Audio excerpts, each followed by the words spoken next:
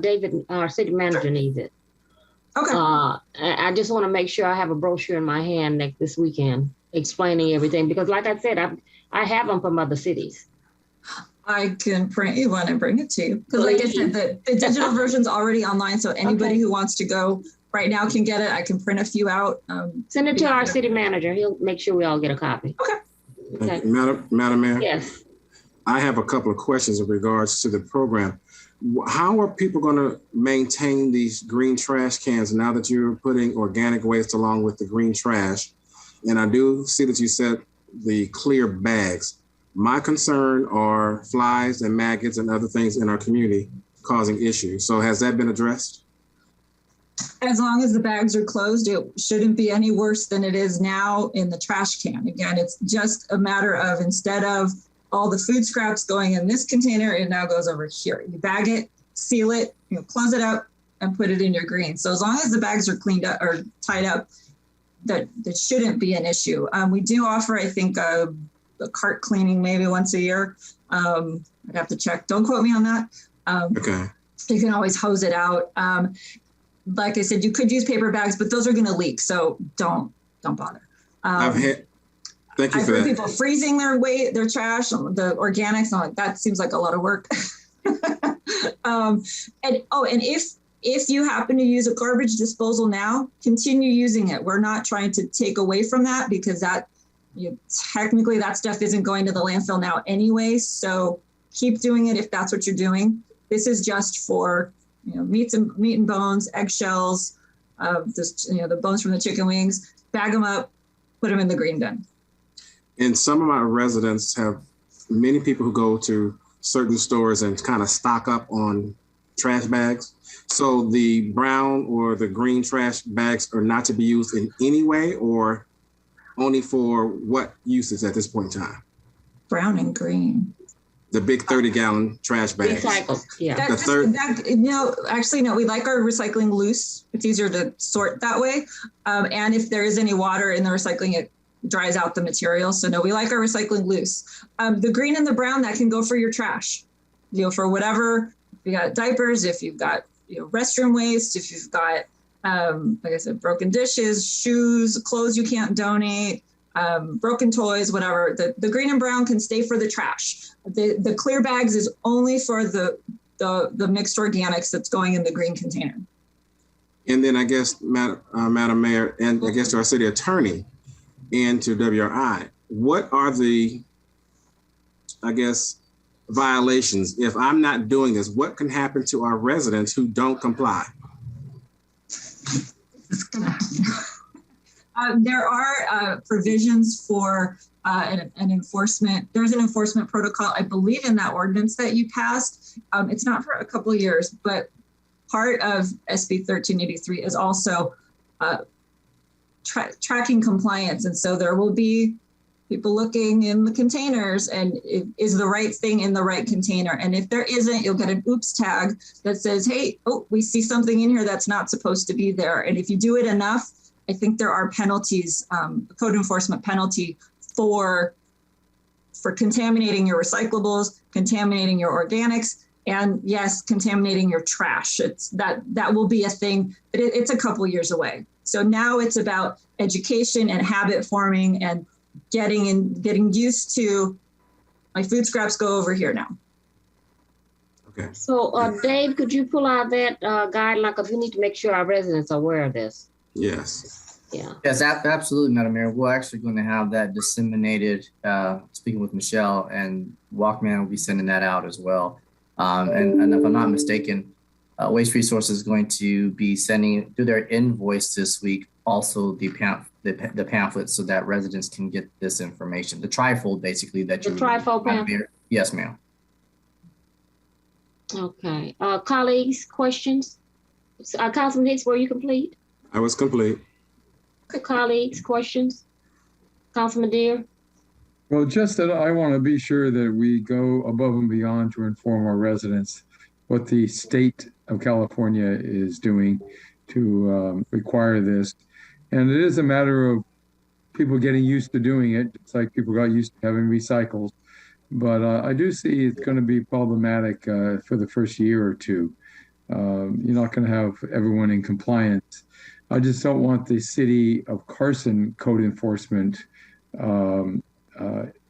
involved with giving citations to people. Right. They should give warnings and then find out why the people aren't in compliance. Maybe it's, a situation, it's an elderly person living alone and it's difficult for them or something. We need to find that out. So I'd like to be able, at least for the first year, start out with warnings and, not be overly zealous with our citations or enforcement. We've had that problem before, but we have to work together with Waste Resources to make that happen. And the other thing, on a lighter note, people are already looking in our trash. Okay, and recycling. Maybe you can hire the homeless people to give them a job. They're already looking in these containers. So half in jest, I say. We have that problem already. We have people digging through it on a regular basis, at least in my neighborhood. Well, that's all I have to say about that. Thank you. Thank you, Council. Michelle, WRI is going to be doing the tagging and all that, not our code enforcement. Am I correct? Or that is correct, but if I recall, the enforcement itself for the fines, the penalties would come from the city, from code enforcement. So basically, we would have to say, hey, look, we got this one customer that look at every week. It's not good. You guys need to go out there, and then the city code enforcement would cite them. But again, this is a couple of years away. A couple of years, and we're the second arm to this. You guys will be doing the peaking and saying they were not in compliance. Okay. Yeah, and we have to tell the state, every so often we need to report back how clean is what we're picking up, and even the trash can be clean. How good is it? How contaminated is what you're picking up? And then what did you do to correct it with the customers on that route? So it's a lot of education and outreach these first couple of years. A lot of education, a lot. The other thing too is we have decals on the website, on our publications page at the very bottom. We've got these 8.5 by 11 flyers printed out, and it shows you what goes where. And we've got this little QR code that goes to the 1383 page, so you can scan that. So if the list changes, it's always updated on the website. Yeah. I do have another question. What happens when people put non-clear bags in there? That'll be tough. It'll be tough. We may have to open them up and see what's in there. It's just very time consuming. If you can imagine 20,000 bags, you have to go through them every day. We would rather not. We have to think about how that's going to work out. I think we ought to make these clear bags and biodegradable bags as well available to our residents. We should have some type of a program so they can buy them at a reasonable price. If we want them to use clear bags, I think we should make it easy for them, not hard. No, the clear ones, exactly. So that's something, David, our city manager we can talk with the WRI about, because that was one of my concerns also. I mean, a Ziploc bag, I'm going to run out of Ziploc bags. So on that, David, our city manager, could you explain to what we have been doing as a city, because we've had several meetings as the city has been doing to get the word out to our residents? Yes, thank you, Madam Mayor. So I think since we've all huddled up and met about a month ago with Waste Resources, from there we were given some directives to basically notify the residents on a weekly basis with a flyer, updating a flyer, providing the residents through Walking Man, our social media, our city website, city marquees, as well as our grab and go for our seniors. We've been placing those flyers inside those lunches, advising residents, and those flyers have been going out every week. And this has been in conjunction or in collaboration with Waste Resources. We'll continue to do that through the rest of this month as well into the month of April. To answer somewhat in regards to the bags, I know that the grocery store clear bags that are offered when you're buying your produce, fruits and vegetables, as an example, those are the ones that Waste Resources, and Michelle can correct me if I'm wrong, but those are the ones that Waste Resources is hoping that residents could utilize. There is an opportunity for us to secure some of those clear bags, and so that's what we're looking to do as well, so that we could help and provide some of those to residents, especially to begin with, and to start the program. So that way everyone's on kind of on a even playing field, so to speak. So that's where we are currently, Madam Mayor. And we'll continue to, provide the updates to everyone, as well as I stated, the invoices are coming out from Waste Resources this week, which will also have an insert with additional information for those residents. And so that's where we are. And if there's anything else we need to do, we'd be happy to move forward if need be. Yeah, I'd like you to coordinate with WRI on these clear bags and see if we can do a joint effort in making sure we have someone available for our residents. Any questions from my other colleagues? Okay, hearing none. Michelle, thank you for that presentation. Yes, we will be inviting you back. Okay. You pick another food holiday. There'll be more food. Yes, there will be. So I just want to keep it out there, updates on how the program is going, especially after we kick it off in April, maybe towards the end of the month, but our city manager will be in contact with you, asking you to come back and do another report. Okay, perfect. Thank you. Thank you so much. Have a good evening. You too. Item number 7, Mr. City Manager, consider an update on the electric vehicle charging stations in Carson. Yes, thank you, Madam Mayor and Council. So we have with us this evening, all the way from Carson City Hall, is our our Director of Public Works, Ms. Eliza Jane Whitman. So she's going to provide a brief presentation on the electric vehicle charging stations here in Carson. Good evening, Mayor Pro Tem, and council members. Thank you for having me back to kind of do an overview of our electric vehicle charging program that we've started this last year in Carson with a little emphasis because we got a little bit of hope that we can actually get some things done this year. So next slide. So currently what we found when you guys asked us how many EV chargers are there in the city right now that are not city owned, that are also not Tesla. And we found that there's 54 chargers throughout the city. And we are currently working on additional programs for the city to increase even more the EV charging stations. And the 3 primary programs that we are looking at, one is SCE. They have 2 different programs. One is what they call the SE Built Make Ready Infrastructure Program. The second one is the Customer Built Make Ready Infrastructure Program. And I'll go through those in a little more detail in a second. The next one is Tesla. And the third one is the Clean Power Alliance. Next slide. So I made or had some maps made that indicate for everyone to see where the different EV chargers are located throughout the city. And each of these circles with a number inside represent the location for the EV charger and the number of EV chargers within. Next slide, or at each site. So you can see we have a pretty good distribution of EV chargers throughout the city. Next slide. So the program that we are working with Southern California Edison on, which is the BUILT program, includes 128 EV chargers.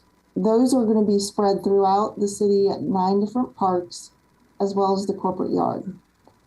So already to date, we went out with an RFP for EV charging stations, the chargers themselves, and 4 of those were shortlisted.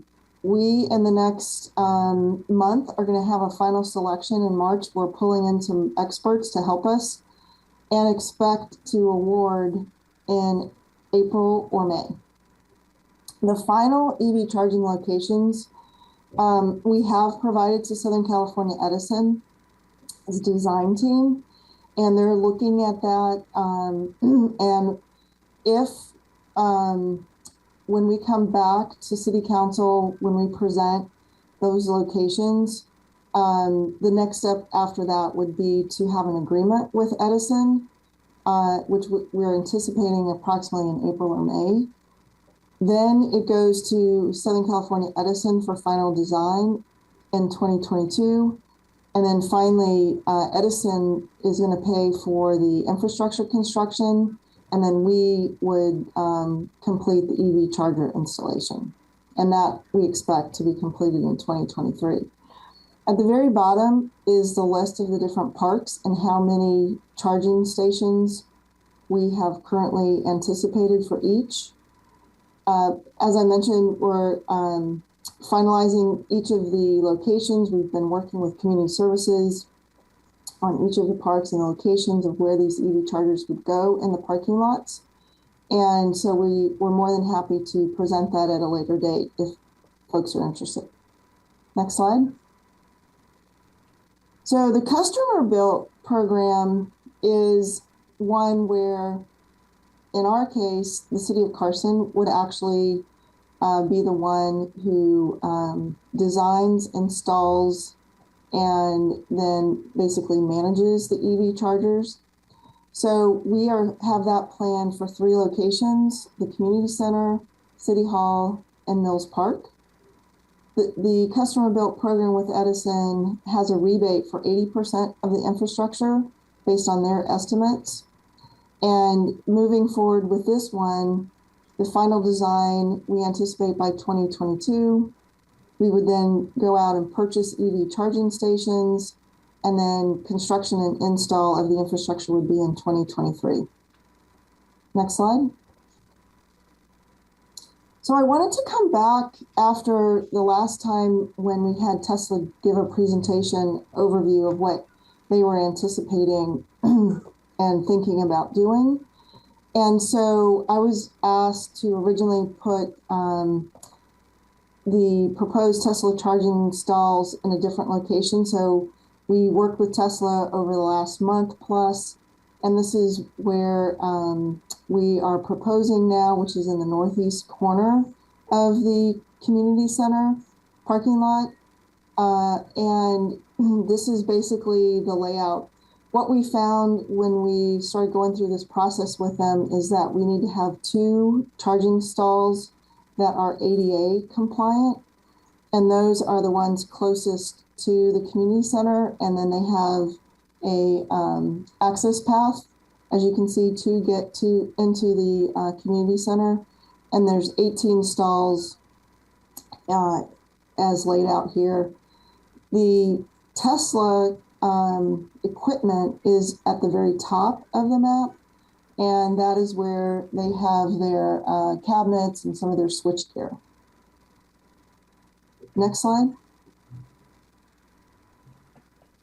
This is our final slide, and this is, we had asked that Tesla make sure that the equipment that SCE would be providing for their system be in the existing location where there's other industrial and mechanical equipment. And we actually already have one of our transformers in this area.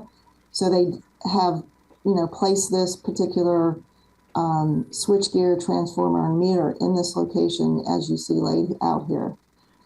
So that's the end of my presentation. So if there's any questions, I hope that we've addressed the issues or concerns as it relates to the location of the Tesla chargers at the community center, making sure that we got them away from the sculpture garden. And I'd be happy to answer any questions. Thank you. Mayor Pro Tem. So my question is, when are they coming?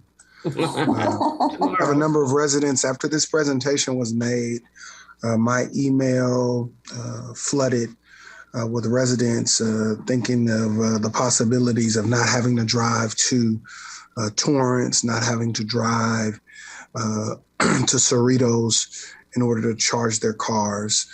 So I think it's an amazing thing, and I think it speaks to the level that Carson is getting ready to raise.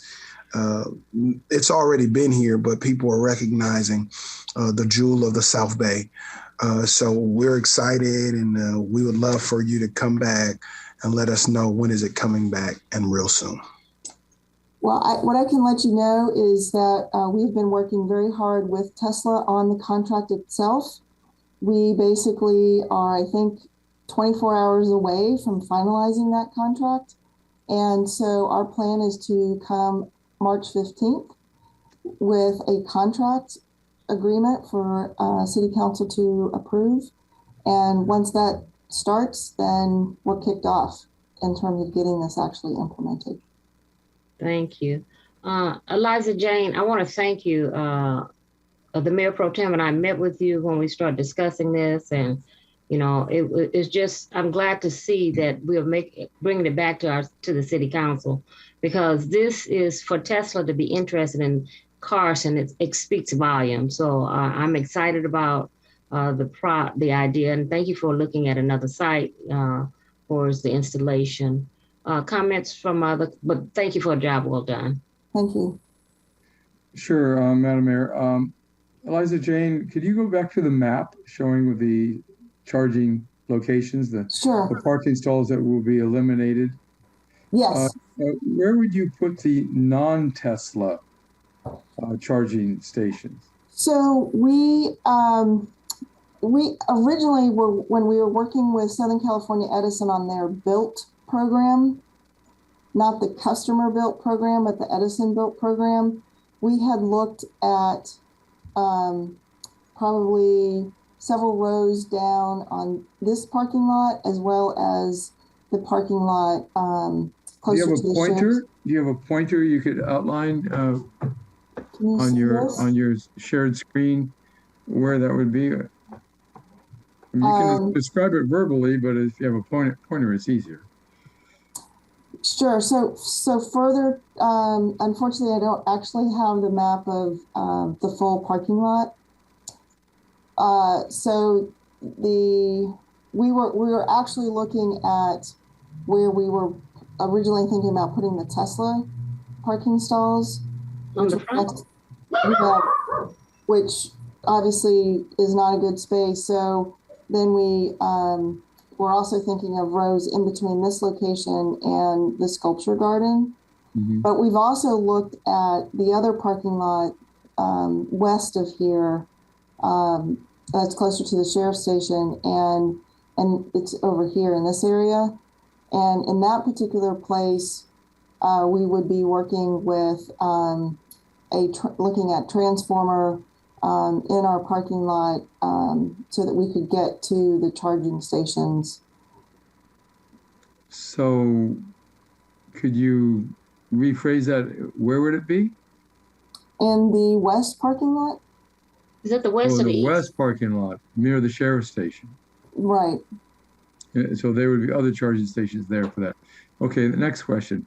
At the entrance to the east wing of the Carson Community Center, we now have some short-term parking and handicap parking in front of the entrance. So you would eliminate that, or you would just relocate the handicap parking for people who can't afford a Tesla? We're adding two. So we're adding 2 Tesla ADA parking stalls. So if somebody has a Tesla that needs ADA parking, they now have a space. So we're not touching the existing. So the existing ones will remain? Correct. And you're encroaching on I'm looking at the map that you're sharing the screen with us on. Sure. Where it has the entrance to the parking lot. On the far left-hand section of your map, of your image. And you have that, the white areas, those are new parking spots that don't exist now. You take the landscaping out and put in new parking spots, and then make the roadway a little bit more narrow there. Is that what you would do? No, well, there are currently, we've designed this so this is the path of travel, so that somebody who is handicapped has a way of crossing in and getting into the building. But the white spaces are already parking spaces. I know, so that's my point. The white spaces on the far left-hand section of your map Right, Those are already parking spaces. So correct, then they would be converted to Tesla disabled spaces? correct. By law, we originally had 20 Tesla parking spaces. So currently in the right side, we have 18, and then we moved 2 of them over here so that we made sure that anybody who needed to have access into the building had a path of travel. Okay, I understand that, but I'm asking the question again because the answer is not clear to the public. Okay, So the 2 white spaces on the left side, yes, the Tesla disabled spaces, are they replacing existing parking places? they are, yes, They are. Okay. So then those existing parking places, if I remember correctly, are short-term parking, like 20-minute parking, or disabled parking. So where are they going to move? Just further east? I actually personally did not realize that we had short-term parking, but they were not disabled parking. Okay, but we do have short-term parking there. I think it's 20 minutes. 20 minutes Yeah. Okay, for the So those will preschoolers. they'll just relocate those further east? Is that what you're going to do? we can take a look if there's a better spot for 20-minute, either that or move it, yes. Okay, you should take a look because people do use those spots. Okay, Okay, that's my only questions at this point. Thank you. Thank you. Someone's hand is up? Who? No. No? Any more questions, comments? Madam Mayor, I just had one question. When will there be chargers at City Hall? if we do the Southern California Edison customer built program, our schedule is 2023. You know, the actual wiring for the chargers have been there before EV charging stations were very popular because we had electric vehicles at one point in time in the city, and the stub out for them is actually in front of City Hall. So I'm just trying to figure out why it's taking so long just to reconnect, or is it gone or something? I'll have to follow up with my city engineer. I'm not sure. Okay. How many were there, Cedric? I remember. There was 2. We had 2, and they were the Honda electric EV cars we had. We had 2 of them. All right. Okay. So to our city manager, maybe we could include that in the report when Tesla brings the contract back on the 15th. Yes, ma'am. We'll absolutely do that. And also, just to answer your question, Councilman Deere, we were actually able to confirm those 20-minute parking stalls are for parents with children that utilize it quite often. And those aren't actually being touched. They're actually further down spots on that aisleway. So they're not impeding or are not being removed or eliminated based upon the diagram that the director just provided. Good. I'm glad to hear that. Yes. Okay. Thank you, staff, for the presentation. We're excited about the charging stations coming to Carson. Look forward to the 15th. Thank you, staff. Thank you. Madam City Clerks, all communications for matters listed on the agenda? No, ma'am. None? No, ma'am. Okay. Let's move along. Approval of the January 18, 22 City Council Successor HC Housing Authority regular meeting minutes. So moved. Second. All in favor signify by saying aye. Aye. You spoke too soon, Madam Mayor. Yeah, I did. No, I did not get the motion, Madam Mayor. I didn't. Motion. Yeah, who made the motion? I did, Madam Clerk. Thank you, Councilman Deere. You're And welcome. second? Second was me. Thank you, Hicks. Okay, you are You were moving so such fast. robust enthusiasm. We were rushing that one. I appreciate the enthusiasm. Thank you. Madam Mayor, Yes. before you get to your consent calendar, may we humbly request item number 18 to be pushed and continue to March 15th, please. Item number 18, okay. Yes, ma'am. With the exception of item number 18, I'd like to move for approval of the consent calendar items number 9 through 20, with the exception of item number 18, which will be continued. So Second. moved. Does anyone want to pull an item? Yes. Madam, Go. go ahead, Councilman, MPT. I would like to pull item number 16 and item 10. I don't want to hear the thing. I just want to speak to something in regards to item 10. Okay. Second on 16.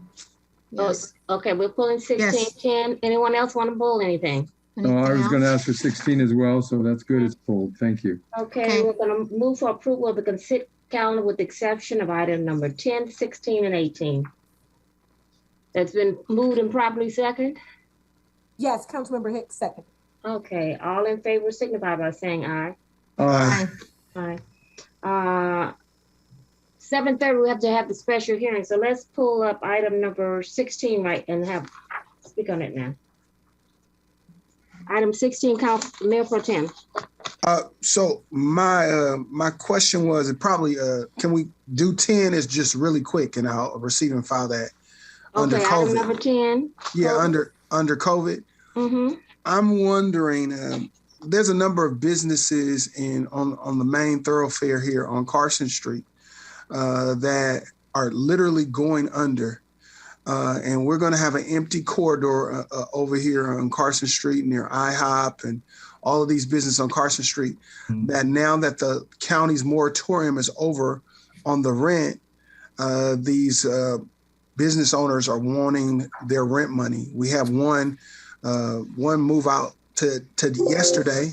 B-Tone Fitness moved out yesterday. B-Tone Fitness, they own the wax place, the European wax. They own 3 places, but 2 of them, I believe, they left because they could not afford the rent. And the owner wouldn't work with them or anything like that.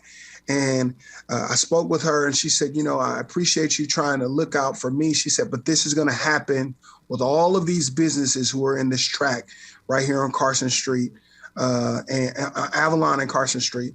And I wanted to bring it up under COVID. And I know that we're going to go to 16, but maybe we can designate some level of funds because we don't want that corridor, which is supposed to be our main street, emptied out and people not be able to see how we can work with the landowners to see if we can help mitigate some of the back payment on rent and they can move ahead. But she moved out yesterday and she was vested in this community. They invested over $150,000 in that location with their things, their build out, all of that. But when I think of people like, and I haven't even talked to them, when I think about Norwood, when I think about Doghouse, when I think about Fresh and Meaty, Greg Owens, all of these people that are on this Avalon, they're not IHOPs, they're not household brands, but it's my hope that somehow this city can help. And I wanted to just bring it up under COVID. Thank you, Mayor Pro Tem. I've asked the city manager to look at, I think we had some funding for our small business. We just had this conversation to identify funding that we had. I think it was it the CDBG funding, city manager? Yes, ma'am. I wanted to know how much money was left in that account just for what you're saying. I hadn't identified a business, but there's funding that we can still use because not all of our businesses, the money that we set aside was used. And then we also, if correct me, Mr. City Manager, we decided as a council to waive the repayment for these small businesses. That they had a loan that we had said we were going to forget it. Is that correct? No. Well, yes, kind of. That was a little premature, but it's coming up. I think that's what you're trying to do on item 16, Madam Mayor. Yes. Okay. Well, it's included in the report. Yes, ma'am. Okay. All right, so we could receive and file. I'd like to make a motion to receive and file item number 10, but I wanted to just bring that up and let you guys let all of us know what's the possibility of this happening in our city, that we would have empty storefronts. Second the motion. It's been moved and properly second. All in favor signify by saying aye. Aye. item number 16, can we get to that in 15 minutes, you think? Or if not, I'll have to come back because we have a public hearing that has to start at 7:30. Yeah, we can. It's going to be close. I think so. I'm going to call on our finance director. If not, we can hold off. Okay, let me confirm with Mr. Tariq Rahmani. Do you think this can be completed in 15 minutes, or do you think we should move on and come back? Yes, excuse me, City Manager. This can be briefly 10 minutes. I have a very brief PowerPoint presentation that can speak to item 16. But my colleague's gonna have 20 minutes of questions. Recommendation, so. That's right. I don't think it's realistic, Madam Mayor. It's not. So we're gonna hold off on item number 16. Just remind me to bring it back, MPT. So we approved everything. Item number 16, item number 21 is.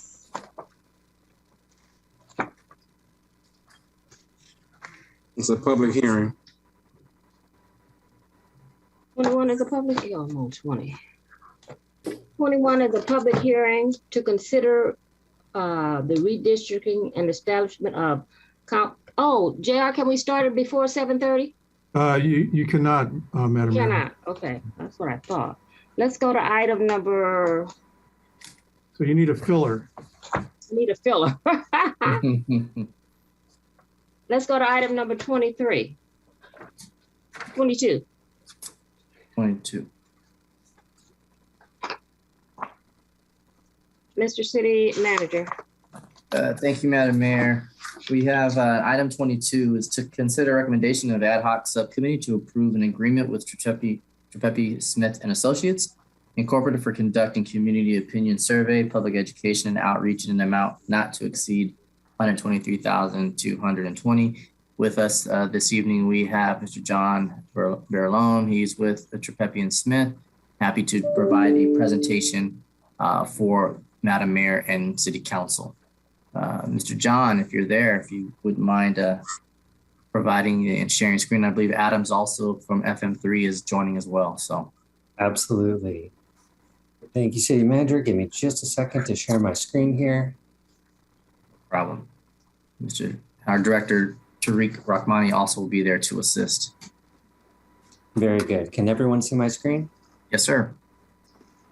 Excellent. So, Madam Mayor, honorable members of the council, thank you so much for taking a few minutes with us here this evening to go over the project schedule and the proposed vision for supporting a potential ballot measure in November 2022 to extend the user utility tax. As City Manager mentioned, my name is John Baralone. I am a principal with Trepepi Smith. We are a PR and marketing firm that specializes in serving local governments. In fact, we previously worked with the city of Carson on Measure K 2 years ago, almost 2 years ago in November 2020. Similarly, FM3 research represented by Adam Sonnenschein here this evening has a history in the city as well. You can see a brief summary in terms of the amount of work related to research projects that FM3 has undergone in the city of Carson, again, culminating in tandem with Trepepi Smith working on Measure K in 2020. We give a very brief overview of our anticipated timeline, which is also available to you through our draft agreement, one of the attachment items in the agenda this evening. We're looking at starting with typically a baseline survey so that we can reach out to, I believe we selected 500 interviewees within the city, and then shifting into developing education and outreach messaging that speaks directly to the concerns of residents that will learn from that baseline survey. And then approximately in June, have a follow-up tracking survey, which again would inform our messaging and our tactics, assuming council places this ballot measure in November, you would make that decision prior to August 12th. Then from August until the end of October would be the big push to get that education and outreach messaging out to voters, and then let the chips fall where they may. So again, that is a very brief overview, and Adam and I stand ready to answer questions that you might have, keeping in mind that we do have a public hearing starting in about 12 minutes here. Okay, I've got some questions. Well, this item was listed under consent. Is this one we pulled? Okay, go on. Was it? Not under consent. No, discussion. Oh, I'm on the wrong one. So, John, I know that you and your partner firm, John Fairbanks Group, are very experienced in this area, but you're surely aware that the laws have been tightened up on utilizing taxpayers' money to advocate for something. And the committee, the political committee that might exist to advocate a yes vote on this ballot measure, is that a committee you're planning to give the information to or communicate with? That is an excellent question, and yes. I will ask. Actually, if I may answer that, I don't think that's the intent. I think the intent is absolutely to use the information to educate the public and the residents of Carson about what the measure is about, and that's what the intent of the educational campaign is. Okay, John, your voice changed. But, sorry. It's okay. It's okay. No disagreement. I just don't want the city to be in a predicament where we're accused of using taxpayers' money to help pass a measure. I know school districts often do that. I'm an educator and I see it happening frequently. It's walking a fine line. And so you're saying that the survey information is, or actually the city attorney saying is going to be made public. So any member of the public would be privy to that information. Is that correct, John? That is correct. And if I could add some color commentary, and then if Adam would like to chime in as well, we had a very successful process in November 2020 using what we like to call a measure twice, cut once method of working very closely with city leadership and city's legal counsel to ensure that whatever text language we are developing does not stray into the bounds of advocacy. It is strictly educational, outreach, neutral, and then we only refer to that language for whatever medium of content we're distributing afterwards.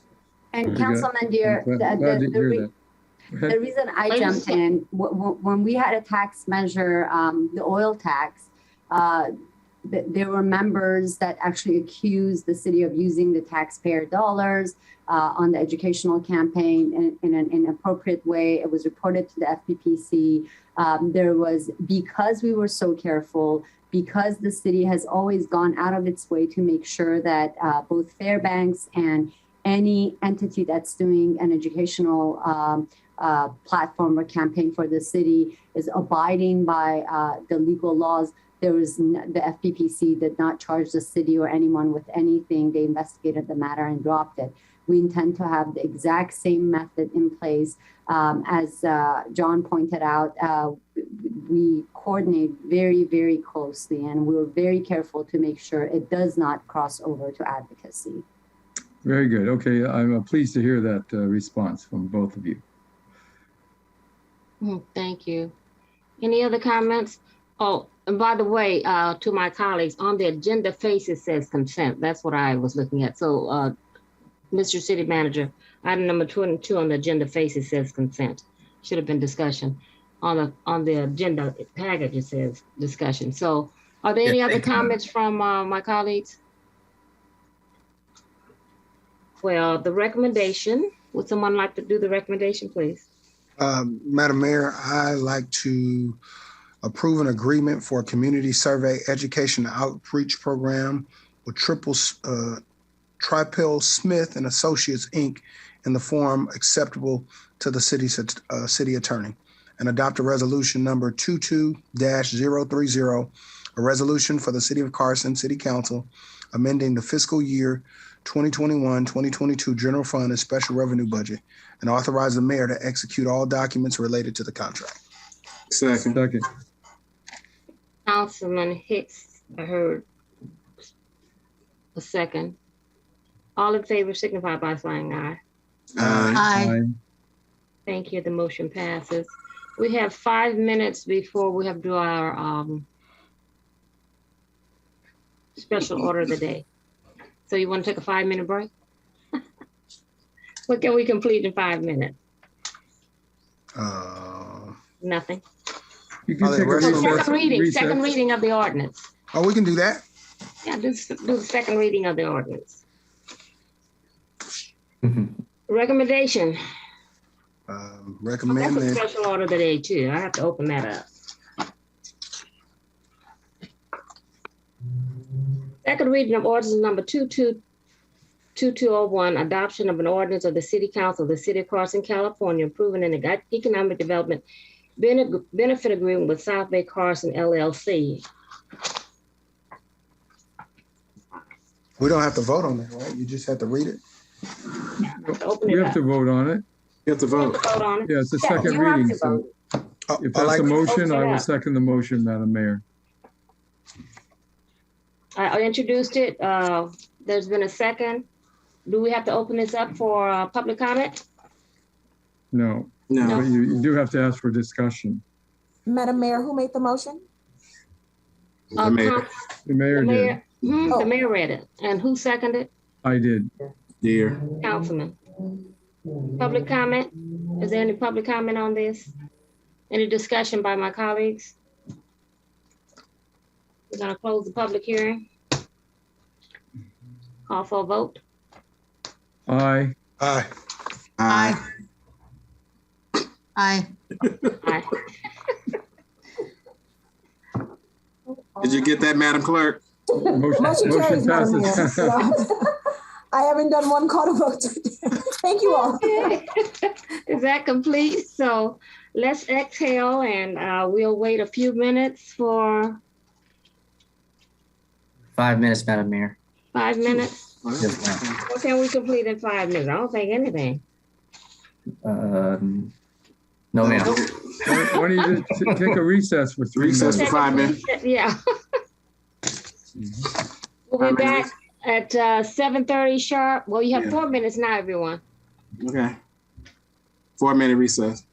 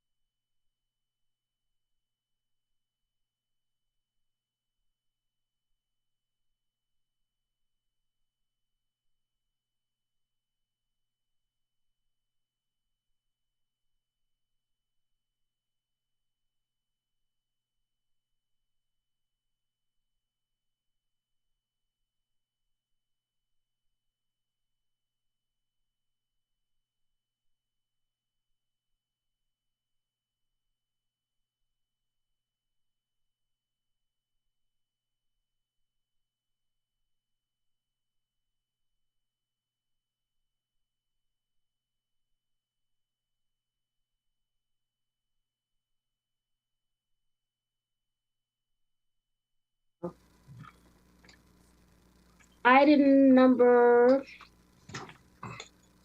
21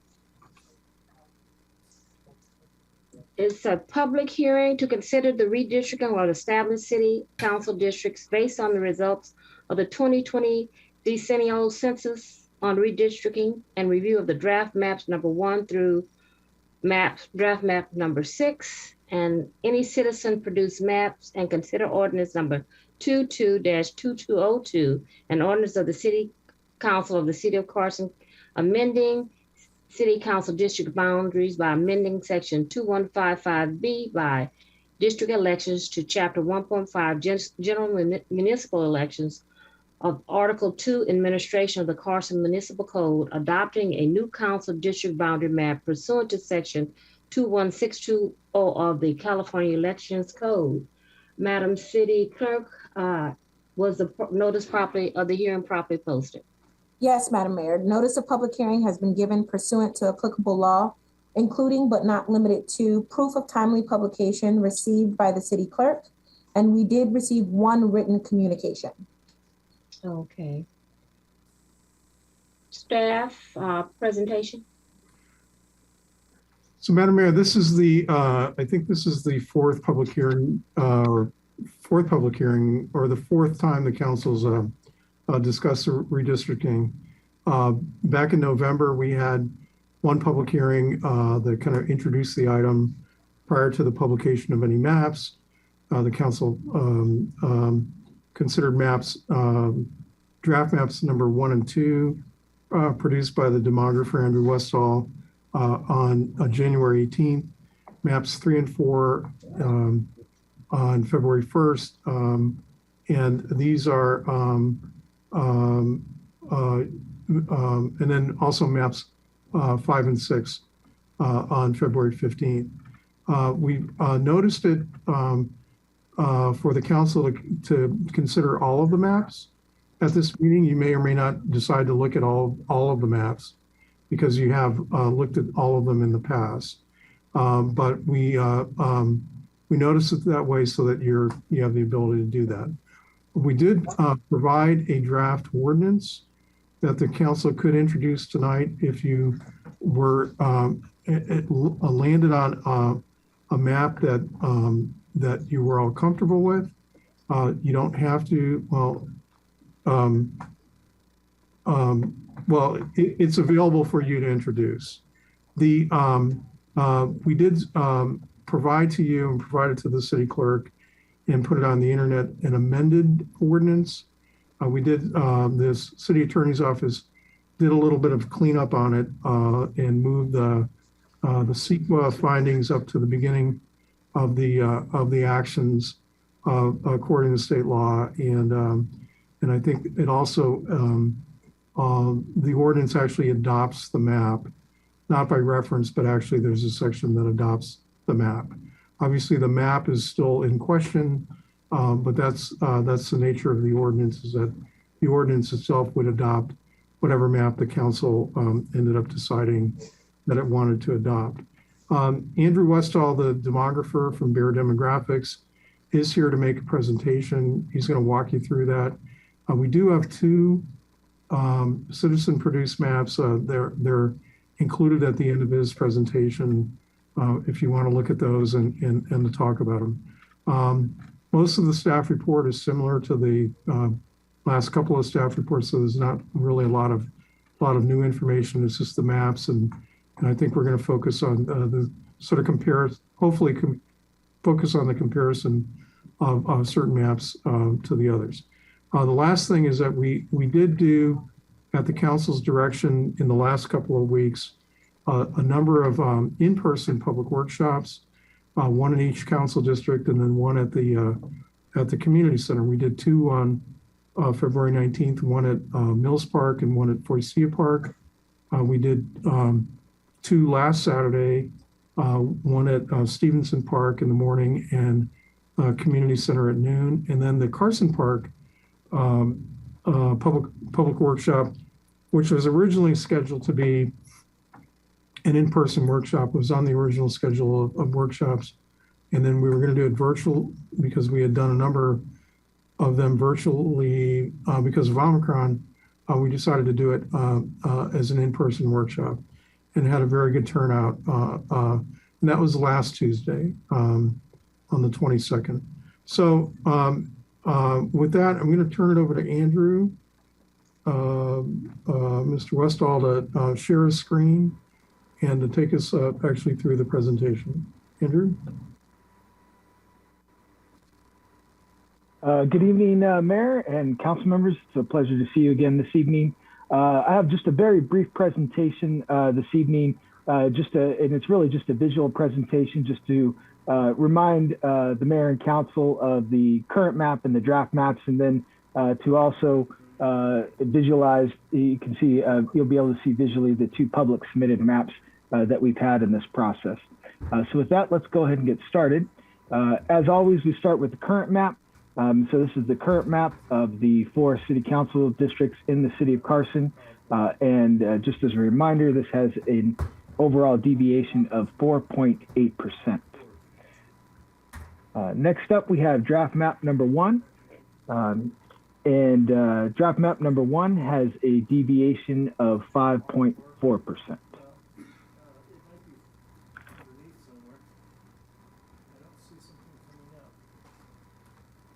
The next slide brings us to draft map number 2.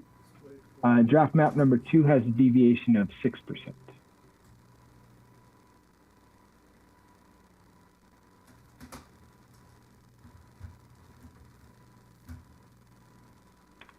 Now we have draft map number 3. You may recall, Mayor and council members, that after we presented the first 2 draft maps, the Mayor and council directed us to come back with maps with lower overall deviations. And so we did that with draft maps number 3 and 4.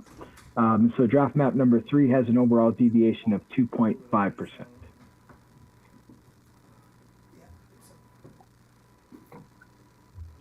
And then next we have draft map number 4, which has an overall deviation of 3.6%.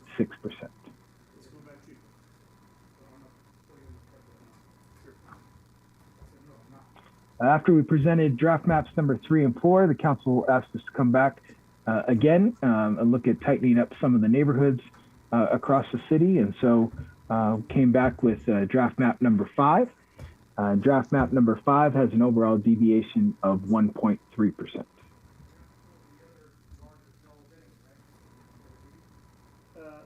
Yes, out of the studio. And then lastly, in terms of our draft maps, this is draft map number 6. And draft map number 6 has an overall deviation of 2.2%.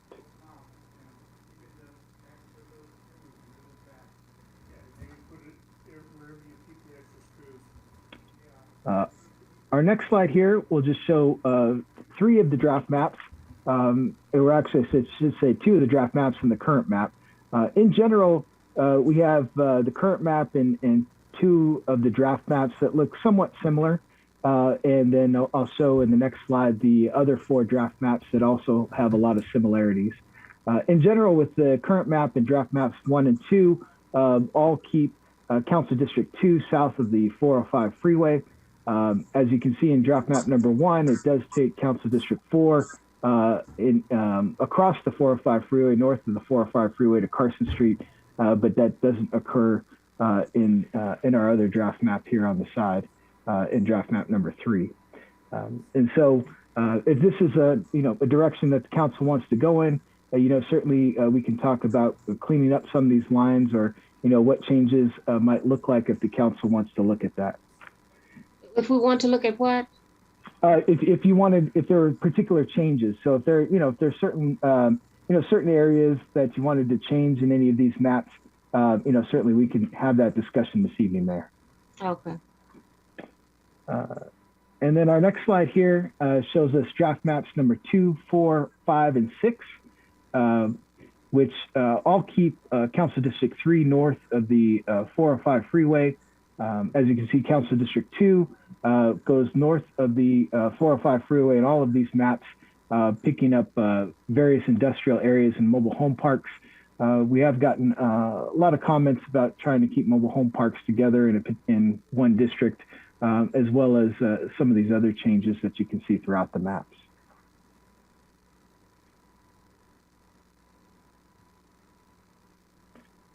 And then lastly here, we do have two maps that were submitted by the public. We did discuss one at our last meeting, which was submitted by Mr. Rick Polito. And so this is Mr. Polito's map once again, and it has a deviation of 3.81%.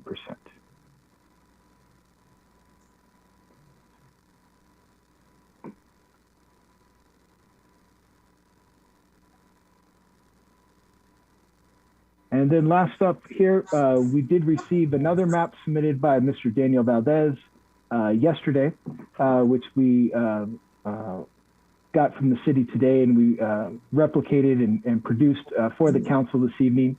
Mr. Valdez's map has an overall deviation of 4.1%. Certainly, if the council wanted to consider this map, we'd have to have a deeper discussion in terms of Voting Rights Act issues, because I certainly feel from my expertise that this map does have some legal problems with it, which I'm happy to get into if the council would like to. But with that, Mayor, that concludes the presentation. Like I said, it's very short this evening, and I'll turn it back over to you. Thank you. Council members, would you like to ask any questions at this time? Sure, I'll ask some questions. To the demographer, the last map that was submitted from the public, he said it had a potential Voting Rights Act non-compliance. Those are my words, not yours. Can you explain what that means and where that would be, where on the map it creates a non-compliance situation? Sure. Thank you for the question, council member. In general, Mr. Valdez's map is what I would call a classic case of packing. And what I mean by that is in Council District 1, it overpopulates the African-American population to a point where you have a Black citizen voting age population that's in the 60s, and depopulates the African-American population in Council District 3. And so I think, in my opinion, I think that Mr. Valdez's map is clearly a violation of the Federal Voting Rights Act, particularly for the African-American community in the city of Carson. And that's really the major problem with that particular map. I see. And it looks like, if I recall, you had it on the screen a moment ago, it made Council District 4 pretty small as far as square acres is concerned. Yeah, so as you can see, and I just brought it back up on my screen here for you, council member. As you can see, in general, Council District 4 loses a lot of, if not all of the industrial area that's currently within the district. As we've talked about, there are large pockets in the city of Carson where there is no population, where we have mostly industrial use, sometimes commercial use. But at least from a cursory view of this map, it looks like it's completely residential, except for some of the commercial that might be on Avalon or Sepulveda. I see. Well, this is the first time I've seen this map, so it looks a little. Okay, I understand what your point. That's all the questions I have for the moment. Thank you, sir.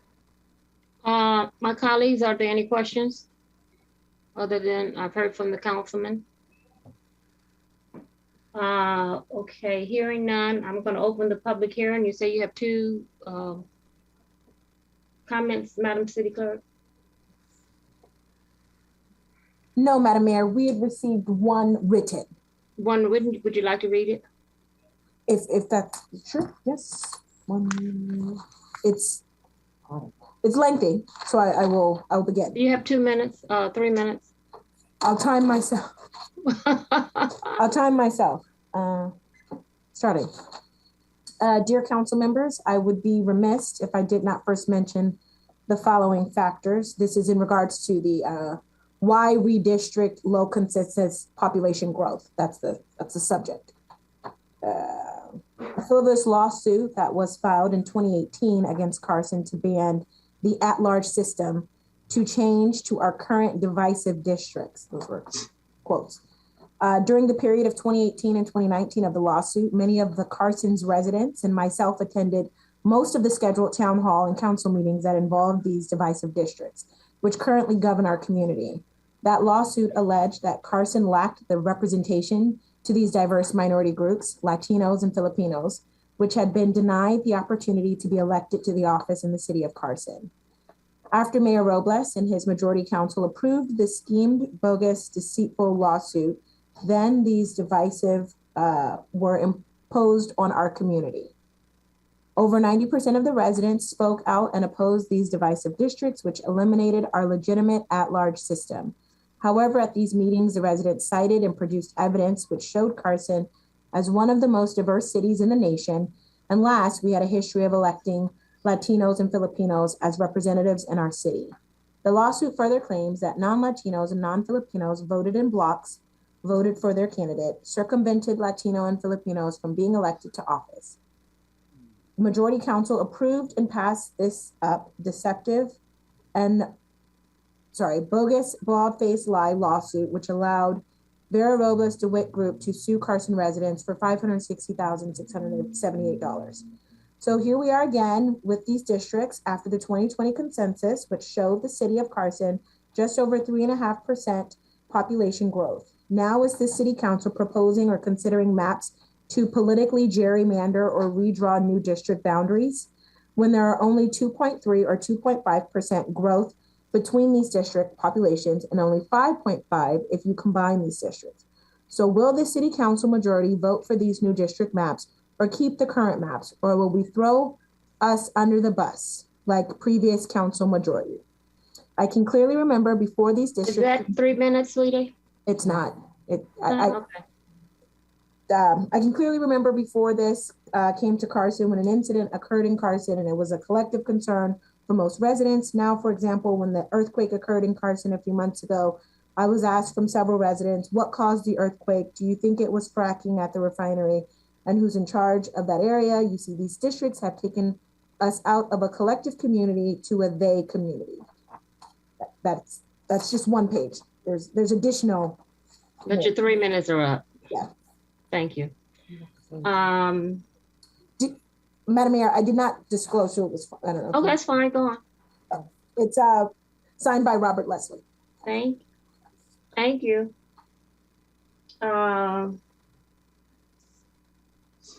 We're going to close the public hearing and go into council deliberation. Madam Mayor, Yes. At the last workshops, we got some input from people who said that they didn't really think there was enough public outreach. And from what they're saying, their neighbors knew nothing about it. And I think there's some issue with our communication out to our residents on the opportunity for them to come to Zoom meetings or in-person meetings to ask questions and give input. So I think we should probably bring this back on the 15th and maybe do at least one or more public meeting in order to reach people that are totally unaware that this district issue is before us. Is that your motion, Council? Well, I'll make it a motion, sure, if you want. Yes. So it's a motion. Do I have a second? Second. Okay. There's a second. I have a substitute motion. And my motion is that we continue with the existing map that we have in place. It's only been in place for a short time. We've only had one election for districts. And I think we spent a lot of time with community outreach. And I'm in favor of keeping these districts the way they are. The district, I think it's district map 1, Andrew? The current map. The current map, the way it stands. That is my motion, that we continue with the current map the way it stands. A substitute motion. Second. Madam City Clerk, it's been moved and properly second. Roll call. Well, all in favor signify by saying aye. That's what I've been doing all night. Which one are we voting on, the substitute? No, this is a substitute motion where we keep the current map the way it is. Okay, So under discussion, you have to allow discussion of a motion. Okay, fine. Discussion of the motion. Okay. Yeah, I really think that do a disservice to the residents of Carson. The only objections that we heard verbally 2 years ago and then this time were to the gerrymandering of District 4. And so that's why I thought another public meeting would be more appropriate. The vast majority of our residents are unaware we're even doing this process. I think it's unfair to the residents of Carson to not give them an opportunity to get educated and express their opinions. So I'm going to vote no on this substitute motion. Thank you. You're welcome. Madam Mayor. Thank you. Yes. My concern is when the current map that we have now was brought before this body, there were other maps and this map was selected and it seemed to work back then. And I know that we were as quoted in a lawsuit. My concern is we haven't had a full election of all of our districts based upon the current map that was selected by the majority. I just hope that the council will look at, let's let this map go through the cycle of having District 1, 2, 3, and 4 have their elections based upon what was agreed upon for districts in our city. This is something new. I myself was elected into District 3. Mayor Pro Tem was elected to District 1, and our newly elected Arlene Rojas was in 4. 2 has not had a representation based upon these maps. So I just want to urge my colleagues to, we need to vote to let this map go through and we can come back and look at maps after, because our city has not grown that big. We thought we were going to be at 100,000 and we're not nowhere near that at this point in time. So I would hope they would support the substitute motion. Any more discussion? Madam Mayor. Yes. Well, I think on one of the meetings that we did have, that I had, I think you and we did hear from a couple of the residents where they didn't even know that it was going on. And they weren't even there for my district. They actually were from, I think, District 3. But she had just came to that one because it was the first time she had heard about it. So my question would be, maybe it's to our city manager. What type of outreach did we use? I know I did hear that we had Walking Man go out and pass out flyers. I haven't seen that, and I haven't heard anyone who had that information. So I'm just trying to figure out what kind of outreach did we do and how much time and what kind of budget was spent on this, because we did hear that some people didn't even know that it was going on. Sure. And that was my meeting, and mine was towards the end. There had already been some redistricting meetings prior to that. So, and I actually invited people on my own personally and asked them to invite others. And that's how I put it out myself. So what did the city do? Sure. And so thank you for the question, Councilwoman. So we actually had approximately 5,000 flyers per park that was disseminated out by the Walking Man ever since we've been conducting these meetings. In addition to social media posts that we continue to provide through our social media, our city website, we continue to do that, as well as we always have, for our seniors that are coming from our grab and go. We've placed those flyers there as well. As an example, we found out today there was a resident who contacted us and stated they had not received any communication whatsoever in regards to any of the maps in the meetings. And so we actually had one of our code enforcement officers go out, and this just happened this afternoon, and found a flyer actually on the resident's front lawn.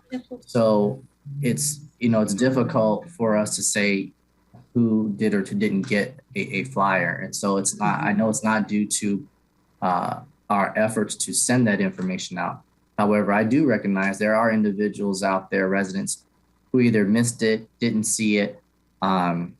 We also have our block captains notified about the meetings. And so we wanted to ensure that residents knew that because of the multiple meetings that were happening, that they weren't just regulated to go to their district area, if you will, but they were able to go to any meeting based on an availability and time, because obviously we understand residents couldn't always make certain timeframes, which was why you all made that decision to provide the multiple meetings. And so in addition to that, not to mention, our assistant city manager, Mr. John Raymond, did an excellent job by holding these hybrid meetings. So that way, those that couldn't maybe make it in attendance to the meeting, they could actually view it via online. And so that seemed to work out pretty well also. And so apologies definitely for those that weren't either able to make it via online, didn't get notified by way of flyer, didn't hear by word of mouth from a community member, didn't see it on either the marquees or even from the flyers that were distributed or our city social media. However, we are more than happy to move forward and improve our processes where need be. But I'm open to any suggestions and recommendations that we can do better than what we have done. Obviously, this is we've actually even hired a consultant or looked to hire a consultant a couple of years back as to how do we improve our communication with the community. And they were actually impressed with the amount of effort that we put into our communication in regards to meetings, events, things of that nature. And so, but again, definitely always open to improve. I know we can definitely improve, but we've really gone to every length that we can thus far to notify the public of these meetings. Yes. Well, thank you. Thank you for that. I wished, that I could hear from my residents, and that was something that, I didn't have. I really, again, I'm new and new also to District 4. So I really wanted to hear what some of the people and the residents in District 4 felt, but I did get it from the other districts. So, that was what I got out of my meeting. Again, thank you for the efforts. And yes, we are always open for improvement on our communication. So I hope the residents right now are watching and know that, they really do we need to meet halfway and work together so that we can communicate better. So that these type of like redistricting would be, where we have the residents and the council and the city and the management team all working together. And, it sounds like we really know what we're talking about rather than, hey, I didn't know, so, but thank you. Thank you for that report. Yes, ma'am. Thank you. And to the city manager, and I'd like for our consultant, we had more meetings this time than we did the last time, and the largest participation. And we had Andrew went out, but like Andrew said, Andrew, are you still on? Yes, Mayor. Yeah, there was a question raised, I think, at the councilwoman's meeting that this turnout wasn't great, and you said it is great compared to what you've gone into other cities, even because of the interest level was not there. Even so, we had about 50 people online and at Carson Park. They came from everywhere, but the comment that you gave him, the response was, is not something that a lot of people are interested in. And I think from the last meeting when we went and we sent out, and I have to commend David Roberts, our city manager, and his staff, because we went over, beyond and above what we normally do. And like your code enforcement found the flyer in the front yard from the lady that said she didn't receive anything. I drive through this community. Those flyers are stuck on the land under a mat. They're in the gate, and still there now. They're still there right now. So your comment that you made at that meeting was, I'd like you to repeat it. Sure, Mayor. So just give some context to this. The city held 13 different public workshops from starting in December through this last weekend. The only jurisdiction that I've worked for in this cycle that's had more public hearings than the city of Carson was the city of San Bernardino, in which they held 16. Even when I ran the process for the LAUSD Redistricting Commission, we only had 10 hearings, right? And so the city of Carson had 13 of them. And in general, I thought the turnout, particularly over the last 2 weekends, in the Carson Park one, was fantastic. We, between all 5 of those public workshops, we had approximately 150 people. In the city of San Bernardino, which is a population of about 225,000, we only had 50 people over 16 workshops, right?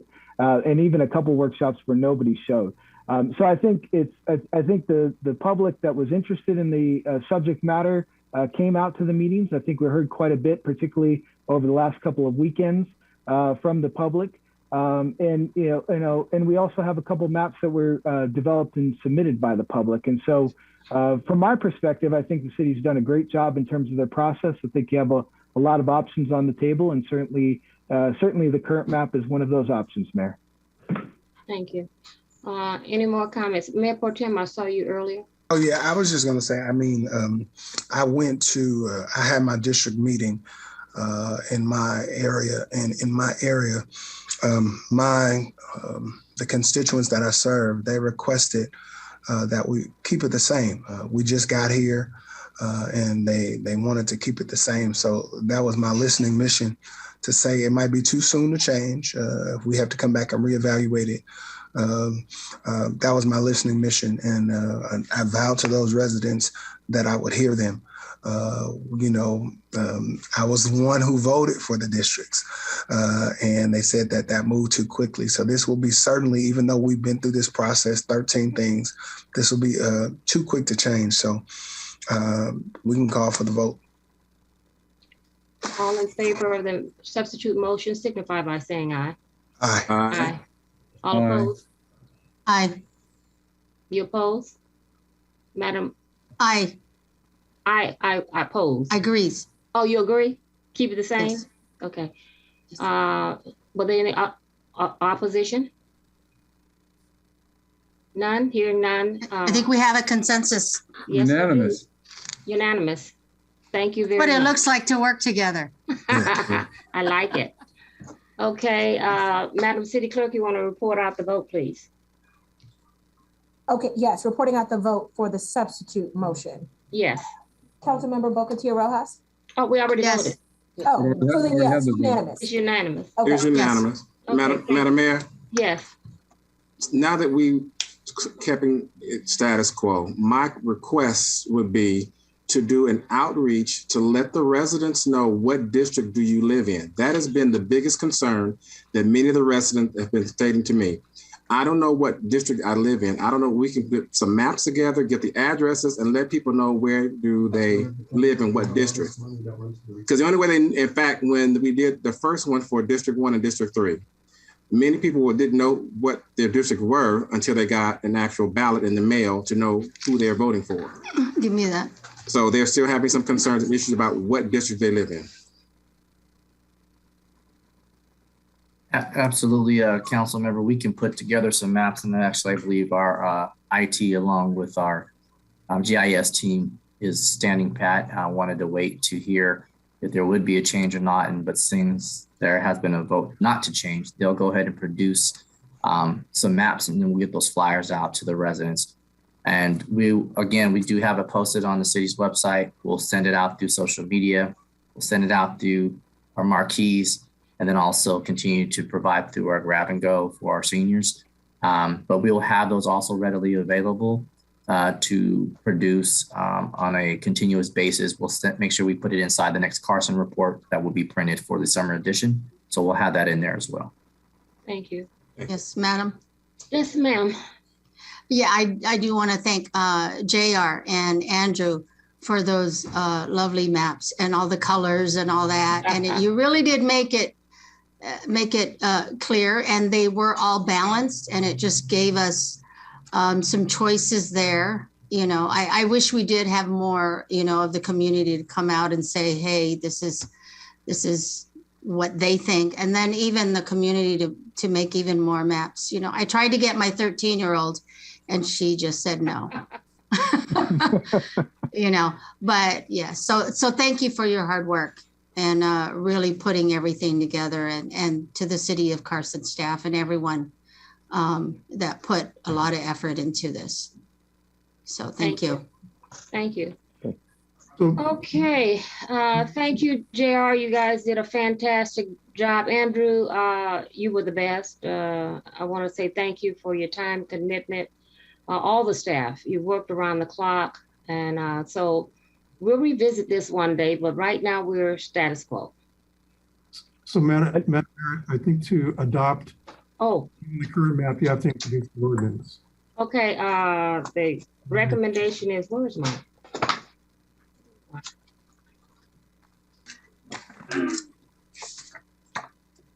And we would label the map as part of that. Okay, so we did our close the public and private. Okay, introduce and waive further reading of ordinance number 22-2202, an ordinance of the City Council of the City of Carson, amending City Council district boundaries by amending section 2155B by district elections to chapter 1.5 general municipal elections of Article 2, administration of the Carson Municipal Code, adopting a new, well, we're not adopting a new one. No. Actually, we are adopting the current map By adopting with the this current. ordinance. So we are kind of adopting Madam what the City current Attorney, map where are is. you? I would say adopting by ordinance the same maps as previously adopted. You could just maybe strike the word new.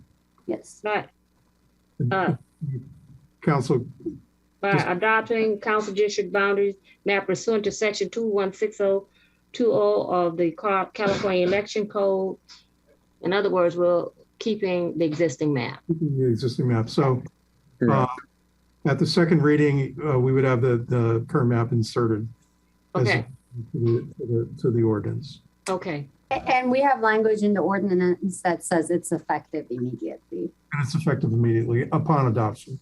Yes. effective immediately upon. All in favor signify by saying aye. Aye. Aye. Madam, Aye. Aye. aye, aye. Madam City Clerk, Yes, I'll call I know you made the motion, Madam Mayor, but was there a second? was there a second? Thank you, MPT. Mayor Pro Tem, MPT. Thank you.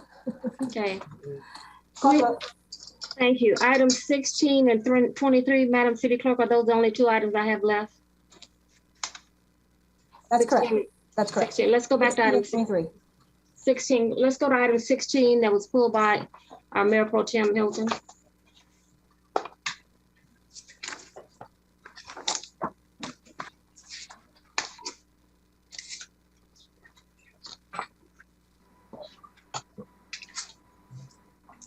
Okay, thank you, Madam Mayor and City Council. This evening, for item 16, we have our Director of Finance, Mr. Tariq Rahmani, who will be providing a brief presentation in regards to the American Rescue Plan funding recommendations.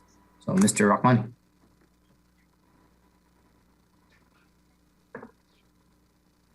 Thank you, Mr. City Manager. I am going to present a brief PowerPoint presentation. Hopefully, it will give an outline of the subjects.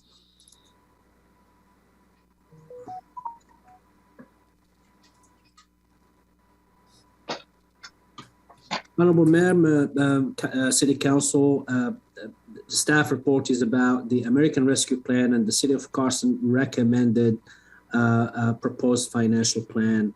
As you know, the City of Carson has received an appropriation of $17.8 million. Our first disbursement or payment was received last July of $8.8 million, and we are expecting the same amount within the third quarter of the year. The federal government guidelines, these expenditures or these projects and funding need to be fully expended by December 31st, 2026. This is a high-level outline of where the money, the recommended areas of where the money can be spent. Of course, it's public health funding, anything related to COVID-19. the economic impact of the public health emergency. Any lost revenues that cities have experienced can also be applied to it. Premium pay for essential workers, as well as water, sewer, and broadband infrastructure. The Treasury also have required annual reporting. As you can see, that the first reporting should be this April 30th, 2022. And the report must include the budget, the project, the expenditures, also the timeline, and any performance metrics that the city can use to track these expenditures. The final report is, of course, March 2027. Our proposed plan for tonight, and of course, this is subject to the City Council discussion and other recommendations, are these areas that have been mentioned. Of course, the HVAC and air filtration throughout the city's facilities with an estimated budget appropriation of $6.5 million. We're also planning an IT investments on the business license online system, as well as permit issuance, public safety, and that is estimated at $2.2 million. We have also proposed an allocation to street maintenance and roadway, $3.5 million, and an investment in broadband solutions with an initial funding for 1.5. Of course, the broadband may potentially require more funding, but the 1.5 million would get us the analysis and the project timeline we need. And again, there is an appropriation of about $1 million to the EOC, the Operations Emergency Center here in the city, which really also needs a significant improvement. Wi-Fi in the park, $1 million, emergency generators in the city, small business loan relief program, which city has spent about $765,000 last year between the loans as well as the contract with the consultant that helped facilitate the business loans program. And last but not least is creating the city brand and community engagement strategic plan, as we all have discussed. We are planning to create a strategic plan and strategy that can help us really build that muscle of community engagement. That concludes my report. I'd be happy to answer any questions.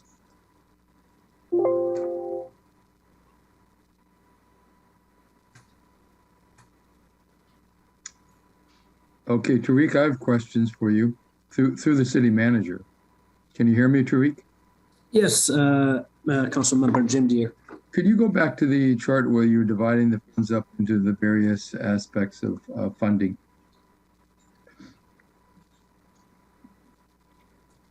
You're right there. Okay, I've looked over these, and some of them, like the first one, the HVAC, that work's already being done, and it looks like it will cost $6.5 million from my estimate. And based on the contractor's work they're going to do. So this next one, City's Enterprise Resource Planning, software upgrade the business license, online payment, permit issuance, public safety online portals, $2.2 million. I'd like you to, if you would, explain if we can still do the same thing with less money. And then the same question would be, to some of the others, the street maintenance, roadway repairs. I think we need 3.5 million because of the deferred maintenance that's taken place over the past 5 or 6 years. We don't have a choice there. But investment in broadband improvement solutions, 1.5 million. Can we do that with less money? The next one, emergency center operations, rather, I'm getting the words reversed. Emergency operations center, EOC upgrade, 1 million. Is that one I question on whether, let me plug in my battery here. Can we do the same thing with less money? That's the question. Next, emergency generators. Well, is it $1 million to replace them? If that's the case, let us know. Wi-Fi in the parks. I'm a big fan of Wi-Fi and expanding the opportunity for more people to go onto the internet. So that, but can we do it for less than $1 million? If not, keep it at $1 million. Small business loan relief program. That one we definitely have to increase, in my view. Creating a city brand and community engagement strategic plan. Well, you know, our staff is very capable, very creative. working with a consultant, because it sounds like after reading the staff report, and correct me if I'm wrong, that's $285,000 is primarily going to an outside agency, outside consultant, I should say. And correct me if I'm wrong on that.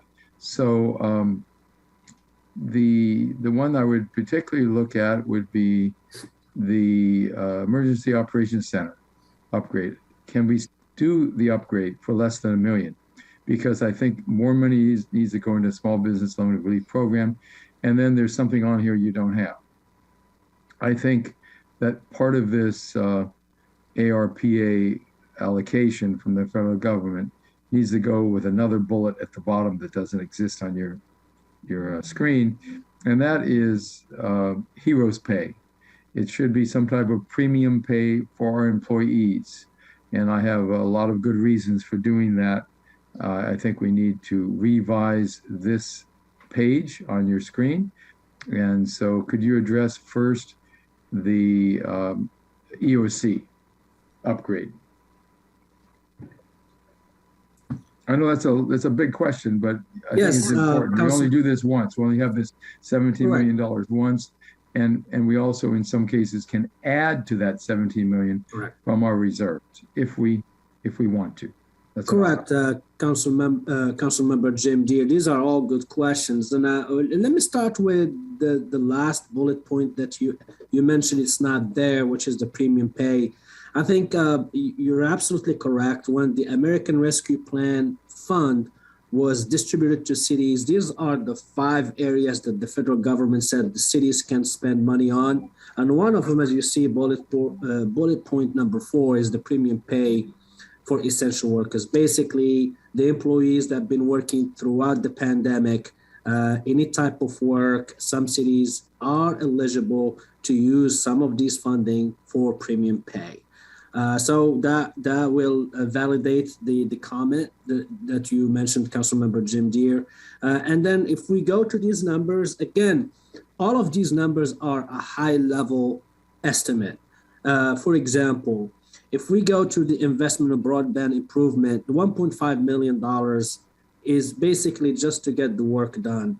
The broadband, that number can also be reduced. As you mentioned, we can only probably perhaps allocate some of the money for a broadband analysis in the city, some sort of metrics to detail the gaps that exist within the city, do also some socioeconomic impact of the affordability of broadband for our residents, as well as a study of access to fiber to our businesses. So that alone needs an RFP and need a consultant that can come in and do the work. And most cities actually started doing this analysis first to start knowing how much money they need to invest. And I think the last report I read from the city of Pico Rivera, they've done the same analysis and they realized that for their city, they need an investment of over $60 million for a span of 5 years to build fiber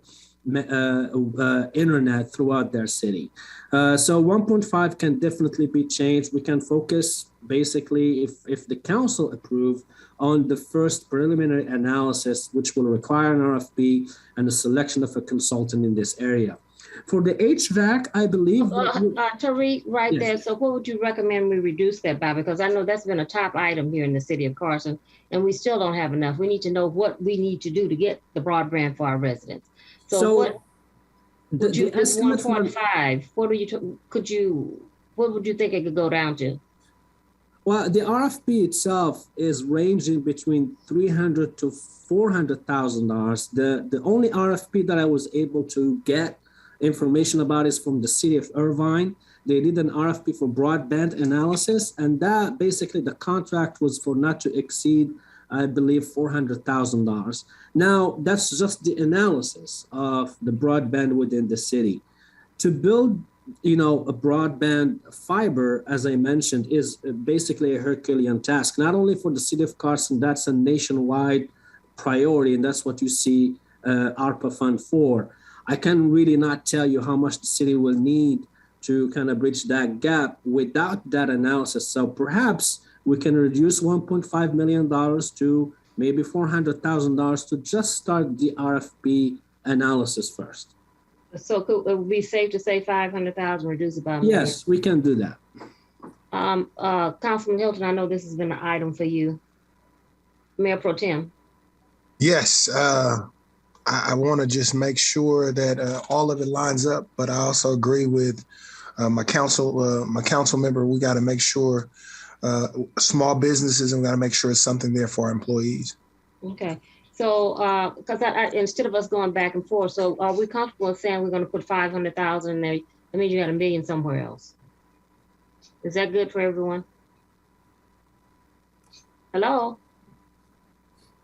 500 for the employees? No, 500 for the investment and for the analysis for the broadband, just the consultant, because he said it's going to cost $600,000. But the analysis alone is 450 or 400,000. So I'm saying just put 500,000 in there. So you're suggesting go from 1.5 million to 500,000? Yeah. Tariq, would that work? Yes, Council Member Jim Deere, the $500,000 will be enough to get the city the analysis it needs to know how much money we need for broadband. So that would be just for broadband analysis for citywide. Excellent. So let's go to the Emergency Operations Center upgrade. There's $1 million there. Is there any way we can do that for less? Go ahead, Mr. City Manager. Yeah, thank you, Tariq. So I was just going to suggest, Councilman Deere, that the $1 million upgrade is inclusive of multiple areas. However, we could reduce this number if we needed to, due to the availability of technology and some of the new processes that have been implemented for this. In particular, here at the City Hall, we were looking to do an upgrade downstairs, which would cost us about $150,000 that we know of right now. The additional money, when we were initially providing that $1 million, we were looking at multiple locations. However, we also realized to have a proper EOC, you have to have the shower and toilets available. They have to be connected. You also have to have, again, the technology that comes with it. But they have been able to provide. We actually are looking into purchasing some of these mobile command units. And so we will have those available, which is less costly than what we initially estimated. This number we did prior to getting that information, and our safety team was able to come up with that information about 2 weeks ago. And so this is definitely a number we could reduce. What dollar amount? Because our EOC is up the pits. Yes, ma'am. And so just to be comfortable, if we could take 200,000 specifically and utilize for downstairs EOC would be tremendous. 200,000? Yes, ma'am. So you're talking about reducing it by 800,000. So now you got 1.8 million. I think so. And what I also recommend, so we will not lose track of the completion of the EOC upgrade, is to implement this EOC upgrade as a CIP project when we do the budget. So the 200 can be for phase 1, as Mr. City Manager mentioned, and hopefully we can study what phase 2 and phase 3 will be for the completion for an EOC center that meets really the standard requirement of an emergency operating center. So why don't we just give you guys a little more than 200,000? Because I was there for the odor disaster and looking around. And it was horrible. It's terrible. It was horrible. Yes. And so, you know, don't underestimate what your needs are. You put $1 million here. To reduce by 800,000. Well, and keep in mind, this is in this particular incident for the emergency. I'd like to talk to you about this offline to the council. Okay. But because you know, we had staff working around the clock, and they need to be, if they're going to be there as many hours as they were, they need to be in a comfortable environment. God forbid we have an emergency. I mean, we need to. You're right. So, my colleagues, would you be opposed to just leaving it at half, 500,000, if they don't use it, come back and put it on our street maintenance or somewhere where we really need it? Yeah, to answer your question, I would not be opposed to doing that as long as we can use some of our reserves to, supplement this. Yeah.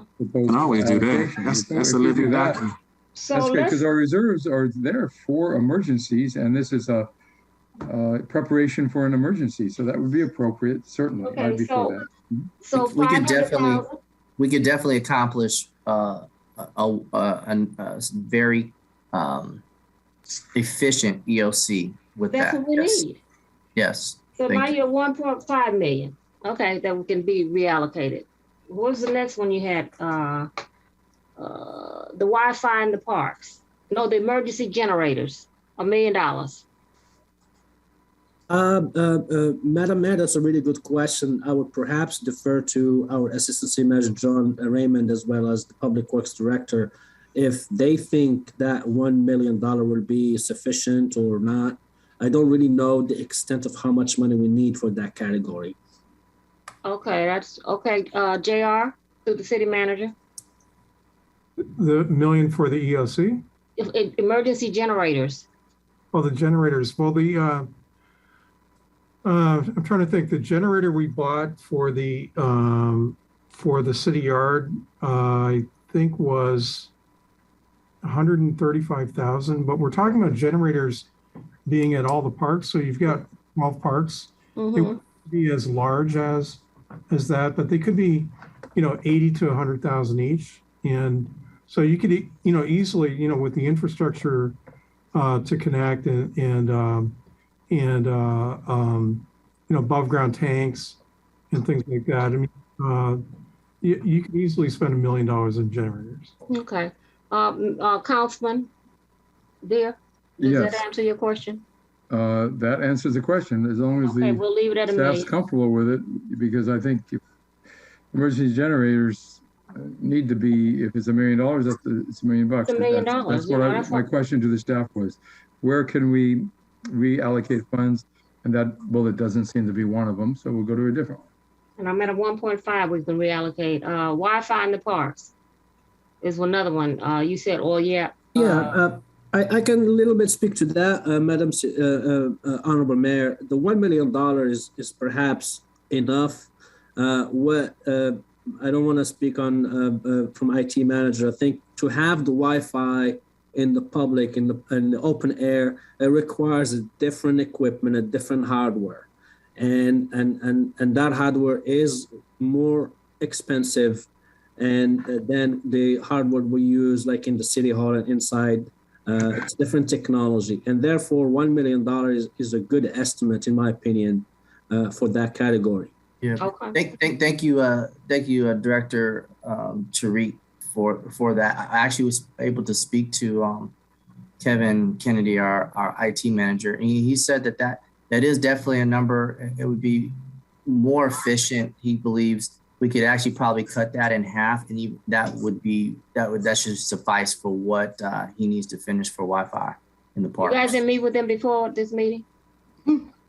Well, yes, but the estimate on this is difficult because he had to have done an RFP to get the actual. Okay, so you're at 500,000. Yes, ma'am. Okay, so now you're at 2 million that you can reallocate. Small business, we want to increase it. Yes. Councilman Hilton. Yes, absolutely. It's at 765,000. What do we want to put it? Can we go $1 million there? 1 million. You can go more than that. We got 1.5 to play with. Oh, well, let's go 1.2 Then let's million. do.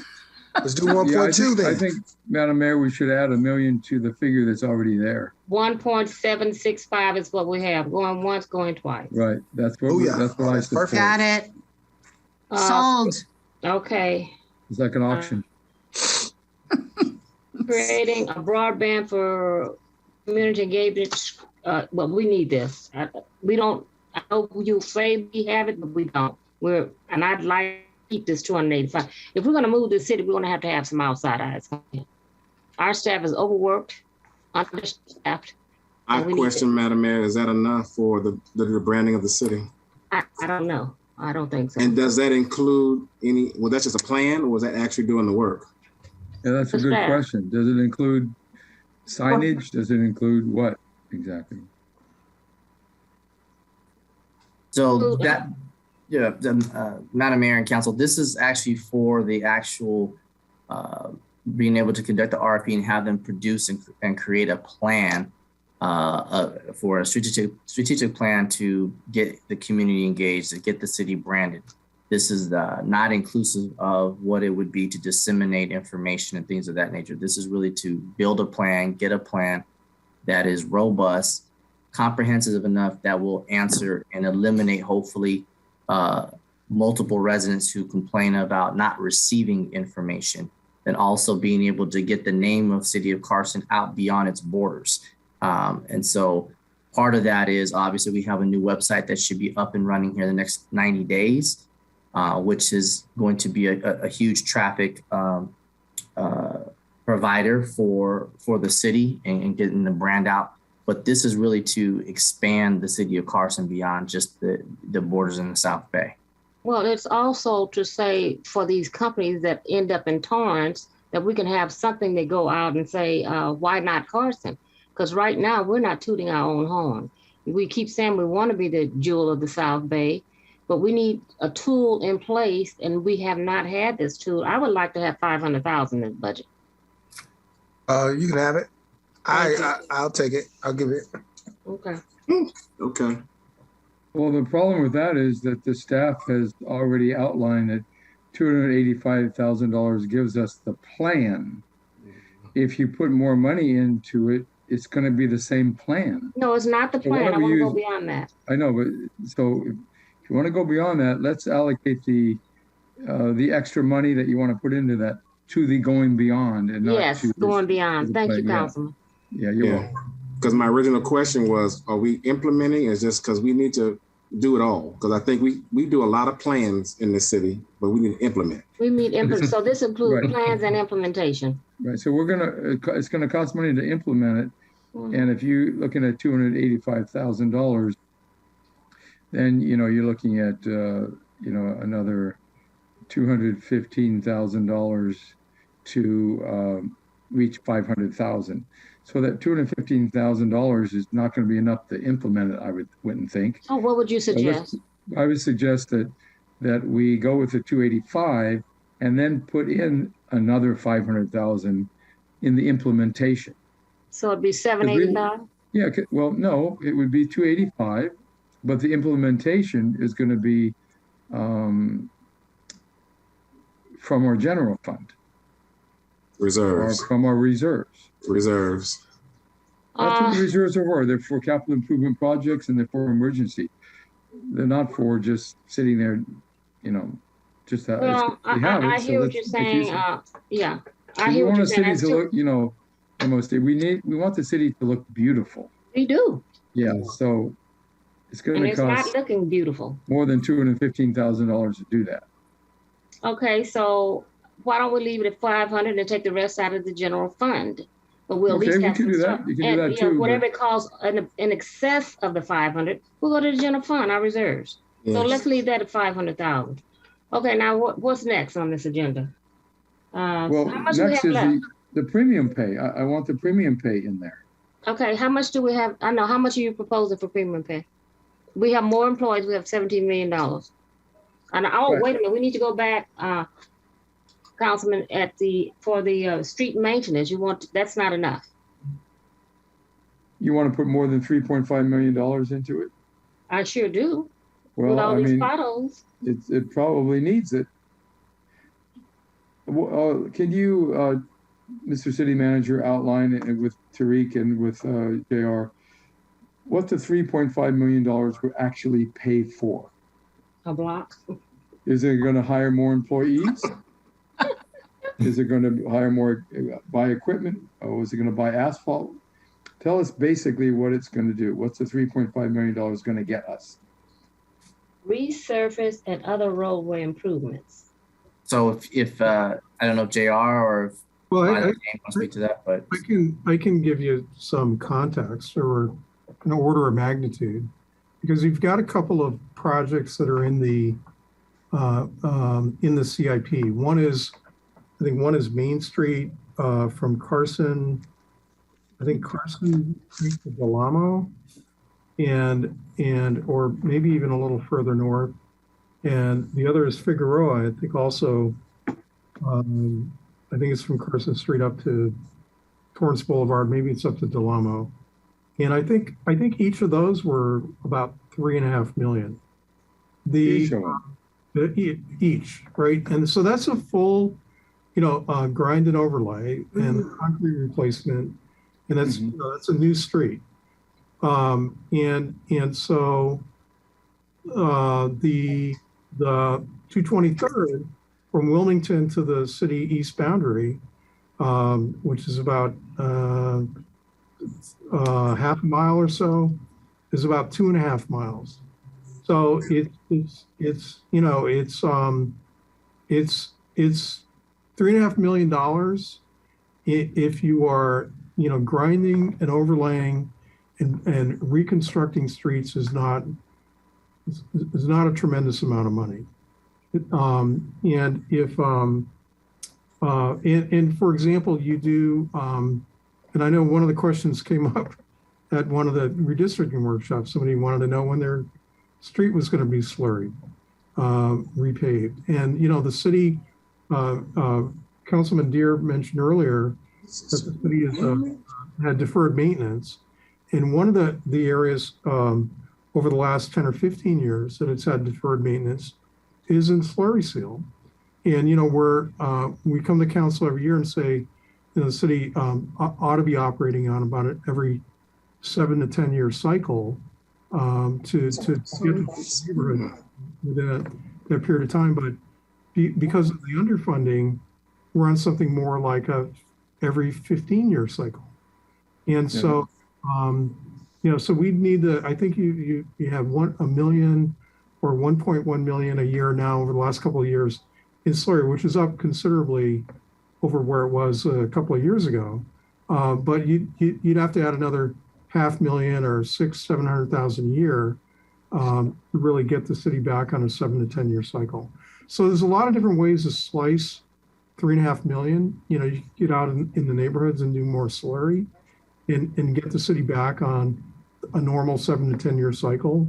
You can do a couple of major significant, lengths of street like Figueroa or like Main Street or like Avalon south of 223rd, which is pretty bad. And, but, the city has done, we've done Albertoni, we're doing Victoria, we've done Sepulveda,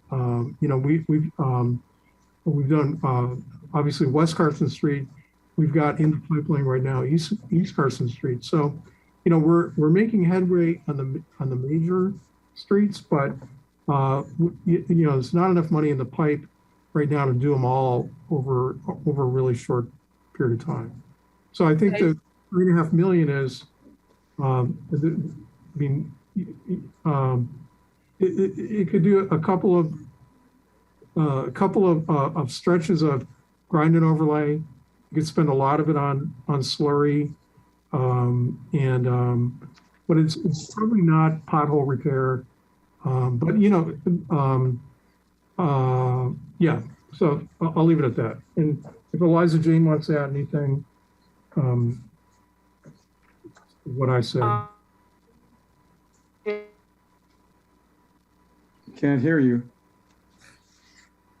Well, as the Public Works Director is preparing to give a comment, I will just say, wherever we decide as a council and Honorable Mayor to allocate into the roadway and maintenance, it has to be very specific and it has to be a specific project.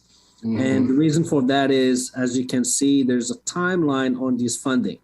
So the funding for the ARPA fund has a timeline on it, and it has to be spent by 2026. And therefore, when we select the amount, we also have to select the project, and it has to be prioritized, and it has to be completed. Madam Mayor. And if we don't use it, we lose it. Yeah. I'm looking at what's written in the report. It states projects that were delayed. So if you stated what projects were delayed that I've identified under street maintenance and road repair, you got it in your report. It's just not detailed.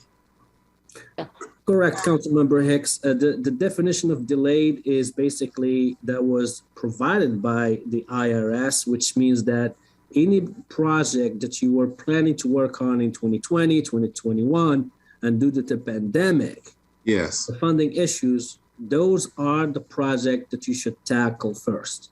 So that's the definition of delayed due to COVID, not necessarily due to something else. And that's what should be listed here.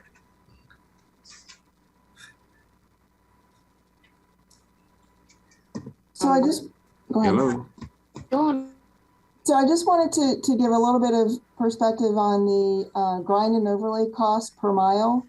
It's about 1.2 million. So 3.5 million would give you just a little bit less than 3 miles of grind and overlay in the city. And the only thing I wanted to comment on the emergency generators, one of the things that we did when we looked at the facilities analysis, we wanted to focus emergency generators on some of the cooling centers. And I think there's about 4 or so throughout the city, those areas where citizens would go. And we would want to make sure that there's backup power for, in particular, HVAC systems and not just lights. So one of the items that came out was that we really needed to beef up our emergency generator system. So I could easily see where some of those generators would cost around $300,000 per. So that could be a place if you wanted to focus additional monies on that. We could take a look at that. But obviously, communication is super important. Some of the things that Kevin's working on as it relates to broadband and Wi-Fi, in my mind, particularly making sure that we have that infrastructure throughout the city to make sure that we can communicate, that we can get information out, especially when there's an emergency, to me seems like a good use of the ARPA funding. Just something to consider. To my colleagues, I think we need to back in this. How much we're talking about a hero pay, and I think for me, if once we decide what the hero pay is, anything that's left over should be in our street maintenance. And I don't know what that dollar amount is going to be because we've used. Do you guys have a calculator? So, Councilman Deere, Councilman Hilton, council members, what do you think is appropriate for hero pay? We have $17 million. We have some major projects that need to be completed. So if we back it out, times how many employees we have to the personnel, are we talking about every employee that works for the city or people that were on the front line?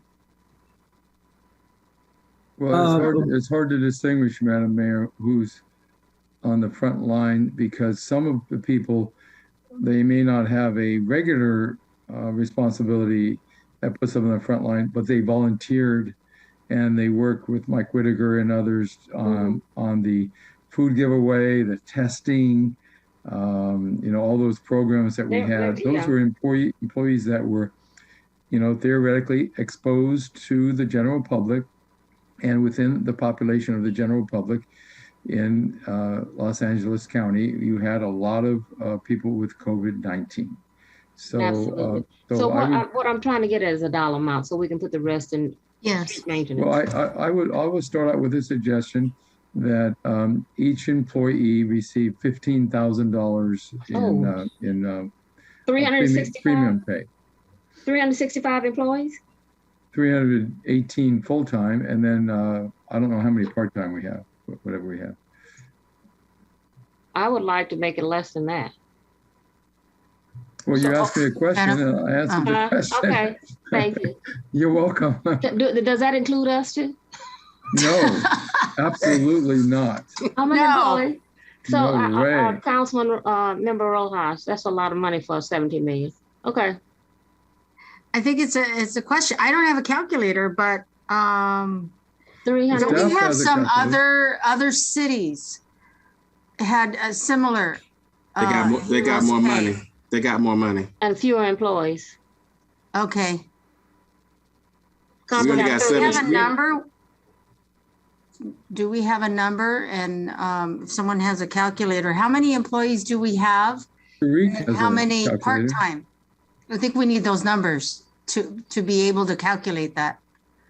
Correct. For the full-time, currently, if I remember, we have about 319 full-time position.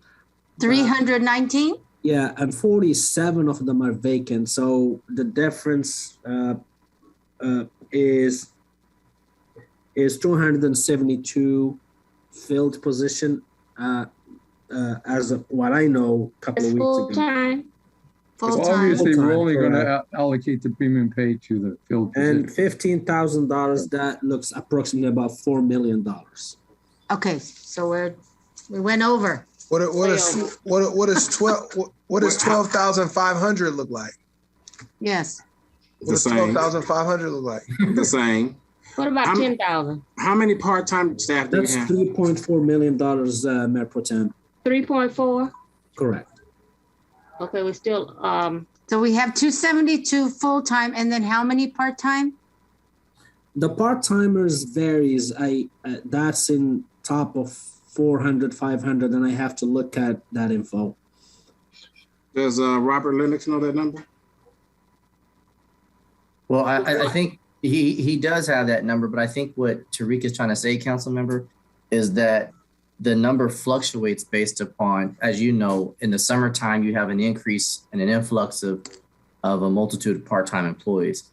This is in effect would happen after March 2020. So Tariq would have to go back into the system and verify how many part-time employees were actually working during that period.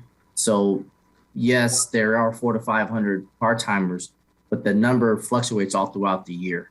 So he would have to look and see during that period after March 2020, how many part-timers were actually working to be able to give a we didn't have, everything was shut down. We didn't have that many. It might have been about 320, maybe 330 a part-time. Okay. That is correct. Can I make a recommendation, please? I want to make a recommendation that we approve everything we've done. Let Tariq come back and give us what the part-time are and anything that's from that amount, then we can make a decision because you can give us some information at that time. Your next report will say, out of all these, we spent X number of dollars with the 17 million. This is what we have left. And anything that's left over after we come up with a dollar amount will go into street maintenance.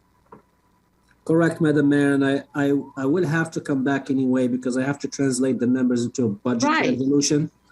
Resolution, then discussion will continue until the 15th, and we will finalize the numbers and bring a budget resolution as well. Yeah, because you have the numbers that we've already agreed upon, and you just need to subtract them out from the 17.7 million. This is what we have, folks. And then we can make a decision. Is that okay with my colleagues? Then all your other numbers are going to change again, too. No. All the numbers will stay the same because these are the ones we just said we're going to keep. Okay.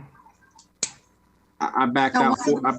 I did 4 million out of 649 employees. That came to $6,000 per employee. Simple math. Did you? Okay. 6,000. We're getting closer to 10. Okay. Well, I don't want the premium pay decision to be jeopardized.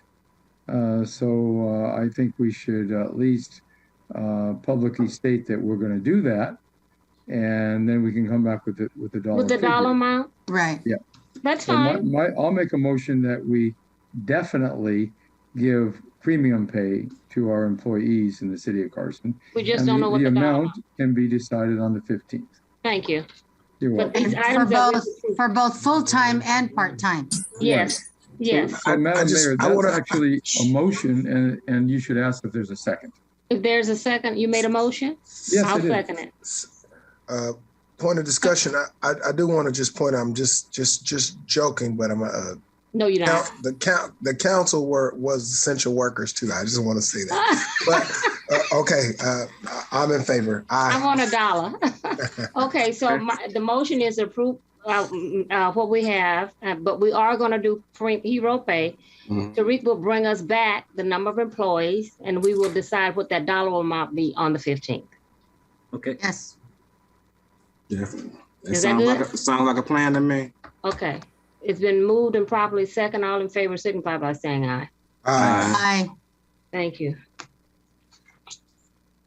That's the only one so the actual item has been approved. The premium pay, we have to come back with a hero pay added in. After you add up all these things we approved, like the street investment, broadband, 500,000. Mm-hmm. The only thing we don't know the dollar amount for is the hero pay and what will be left over.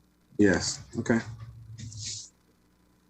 But we are doing hero pay. Madam Clerk, could you read back the motion that I made, please?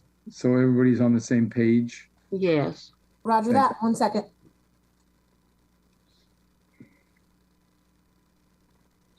The motion was, well, what I have is that you were approving the staff recommendation with the changes, including heroes pay at an undetermined number to be determined at a later date by Tariq for full-time and part-time employees. Okay, that wasn't exactly the motion because I don't know that the staff, correct me if I'm wrong, do you know exactly how we reallocated that 17 million after all that discussion? Oh, I Could have Tariq read it back to us, please? Through the city manager, of course.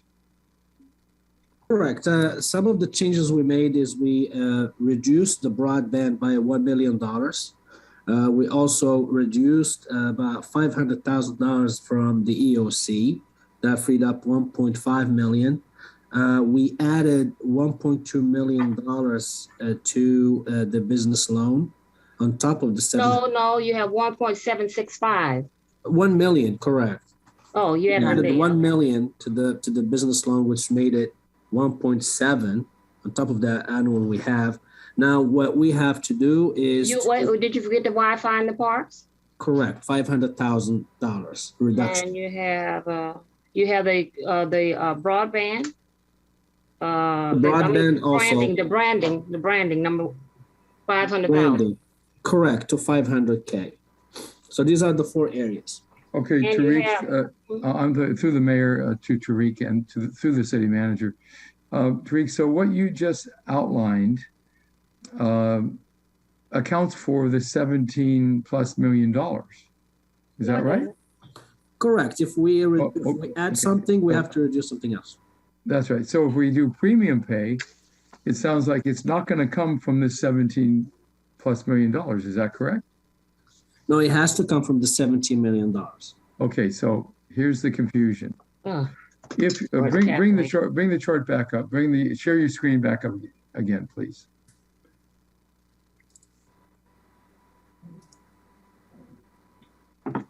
Who has a calculator? Okay. So, Madam Mayor, let's have the staff calculate this for us. Okay. You guys have a calculator? Yes, ma'am. Okay. Because it sounds like the way the city clerk read the motion, it sounds like we're approving the expenditure of $17,776,763. We're approving that allocation. That's the total allocation based on the changes that we made under a discussion. That leaves zero money for premium pay. So we need to clarify that. So that means I'm willing to take premium pay from our reserves, but the staff has to be on the same page we're on. So through the city manager, Tariq, can you explain again clearly so the public understands what we are approving? The dollar amount, I'd like to know. Is this Madam Mayor, we all want to know that. That's why I'm asking that question, because it's as clear as mud at this point. Thank you, Councilmember Jim Deere. What we've done through these elements, if we reduced some and we added some, the items that we reduced is, for example, the broadband from 1.5 million to only 500,000. That free up $1 million. We also freed up $500,000 from the Wi-Fi. So we reduced it from $1 million to $500,000. That's now we have $1.5 million of money freed up. Okay. We also added $1 million to the small business loan. So from 765 to 1.765. Right. That left about $500,000 from the reduction. We also reduced the EOC by half from $1 million to $500,000. So we have about $1 million in reduction. However, we increased the last item from 285 to, I believe, $500,000. 217,000 more. $217,000. So deduct that 15,000, I'm sorry, from the $1 million. 1 million. Right? So we have about $783,000 available to be allocated. What we've done. And I'm sorry, when you're complete, let me know, because I have a comment. Yes, I'm complete. Okay, so that means that we have $83,000. $83,000. 800. Okay, if we have $783,000, that's not enough for premium pay. So how do we manage it?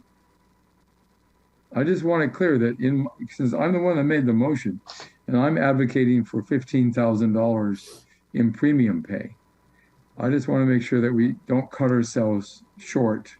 We're trying to accomplish something, and we're going to stop ourselves from accomplishing what we're trying to accomplish if it's not clear what the motion I made will accomplish. Well, I hear 15,000. I think we need to come back with a $15,000 budget and a $10,000. That's a suggestion. Yeah, that's a suggestion. That was a suggestion. Yeah. So Tariq needs to let us know what it will cost us at 15,000, what it costs us at 10,000, and what it costs us at 5,000. So that goes back, Madam Mayor, to my comment that it's not going to come from this ARPA allocation, except for the $83,000, Tariq? 800, yeah. 783,000. Okay, so 783,000 will come from this allocation. But to do the hero pay in the right way, that's fair to the employees, we've got to take money either from our reserves or a general fund. Is that correct, Tariq? I'm not sure, Councilmember Jim Deere. What I'm sure about is that the ARPA fund is being appropriated to cities and local government for these areas, as I mentioned. So one of them, the fourth element, is the premium pay, which means that the federal government gave authority to cities to use the ARPA fund, if they wish to pay premium pay for essential workers. Okay, so if we do that, then we could take more money out of the ARCA fund to pay the premium pay for our city employees, and then we can take money from our general fund or our reserves to put into our street and road maintenance and repair. Yes. We could do that. Yes. So that's what I'm interested in doing. Okay. I don't want to cut our employees short, because I don't think that the $700,000+ is going to be enough. So, question on this HVAC, could it not be reduced? Well, they're already building it. If you listen during the daytime, Okay. they're making a lot of noise on the roof. Let's bring back our recommendations. Look at what it would cost to pay 10, 15, 10, and $5,000. I just want to make a clarification for the HVAC, if I may. Maybe I'm getting this wrong. 12,500 as well. 12,500. Okay, 12,500.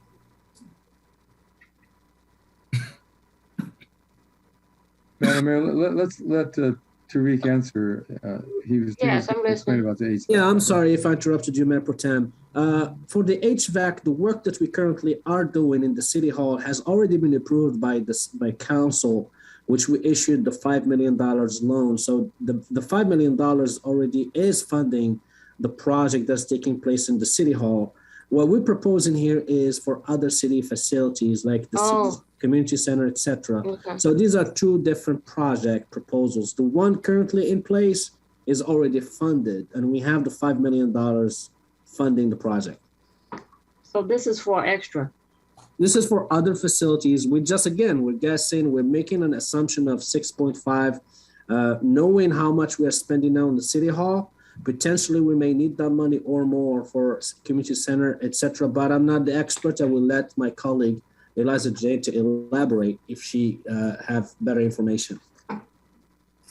Sure. So this, as I mentioned before, is focused on some of the park facilities where, after our facilities analysis, we determined that we felt like some of the HVAC systems should be upgraded, particularly those areas where they're larger, and it's an area where the community might congregate, particularly when there's an emergency or some kind of happening, such as an earthquake or something where people need to go. So we wanted to make sure that we had clean air and upgraded systems. Okay. And before we have our after-school childcare programs and meetings. Okay. So if we could bring back all these recommendations what we had, we don't have to prove this tonight. We just need to come up with a cleaner sheet as to where the money's going. And with Tariq's report on how many employees we have at 15,000, 12,500, 10,000, and $10,000. And 5,000 if you want to, but 10,000. How much it would cost? Yes, Madam Mayor. Yes, Madam Mayor. Is that what you're looking for, Councilman? Yes, that satisfies my effort. So we're just going to continue this item, bring this report back with the numbers that we've made and with the additional information that we've requested. Honorable Mayor, I agree with all of that. But as you always say, we're on our critical path. Mm-hmm. And I would like to see that $1 million, that small business loan, that $1 million added to our small business loan relief. And I would like to see if we could approve that tonight. Hence, that March is up on us. The moratorium that county had in place for property has been lifted, and these people are under the gun and not knowing how they're going to. And I don't want our corridor to become empty. So if we could just approve that tonight, I would like to make a motion that we approve $1,765,000 for the small business loan relief program tonight to immediately get out to Carson businesses. Second. All in favor signify by saying aye. Aye. Aye. Aye. Aye. Okay, so everything else will come back. Even this, it's already. One clarification, Madam Mayor, it's if we do the $1 million for the small business effort, it perhaps won't be called loan because it would be grant. We're not expecting the money back. So for the 765, we already issued these loans. So the money will basically be funding the general fund for all the work we've done last year. The 1 million, does the council prefer to have it as a loan or as a grant program? A grant. I think a grant, yeah. A grant. A grant. And the loans that we put out in the past, we're going to forgive those loans. That's what we said. That's the relief program, correct? Yeah, but they don't have to pay those back. And we need to notify them of that also. Oh, that's yeah. sure. Once we approve the resolution, the budget resolution, we will start the process of contacting the businesses. Okay. Are we all on the same page? We're going to continue this, bring it back with the new allocations and with Tariq's number of staff we have with dollar amounts 15. Yes. And good. Okay. Madam Mayor, you keep freezing. Yeah, your screen's freezing and your voice is off. Can you hear us? No, look at me. I'm not that big. Hello? She's frozen. MOC, can you hear us? Wave if you can hear it. I can't wave. She's frozen. I can hear. She's frozen. Something wrong with technical difficulties. MPT, you're going to have to continue the meeting until she gets back. It's frozen. Madam Mayor, why don't you log out and then come back in? Okay. Did you, Dr. Bradshaw? Did you do the motion? And we all did you record the motion? Did you report out? I did not call the vote. It appeared to be unanimous based on the ayes. I couldn't call the vote. Yeah, no, it was unanimous. I just wanted you to report that. Yes. Okay. Unanimous. Thank you. And now we're on to item number, until the mayor comes back, we're on to item number 23. All right, the mayor is back. She's connecting her audio. Madam Mayor, we're on item number 23. Item number 23. Did we do a staff report here from our city manager? Thank you, Madam Mayor. Yes, item number 23 is a consideration of local appointments to the city's commissions, committees, and boards, and/or city council subcommittees, and/or city affiliated organizations by mayor and city council. This item is up for review and recommend consideration for you, Madam Mayor, as well as the council. Thank you. We're going to march through this. Environmental Commission, MPT. I'm waiting on somebody. Yeah, hold it, please. Okay. Madam, Yes, ma'am. I think I passed on that also as well, right? No, I see you with Roy Love. Oh, okay. Thank you. You passed and then you came back. Thank you. Item number, let's see. I think I have one more on there. No, not on that one. On environmental? No. No, you only have one. That's your uncontested appointee. Okay.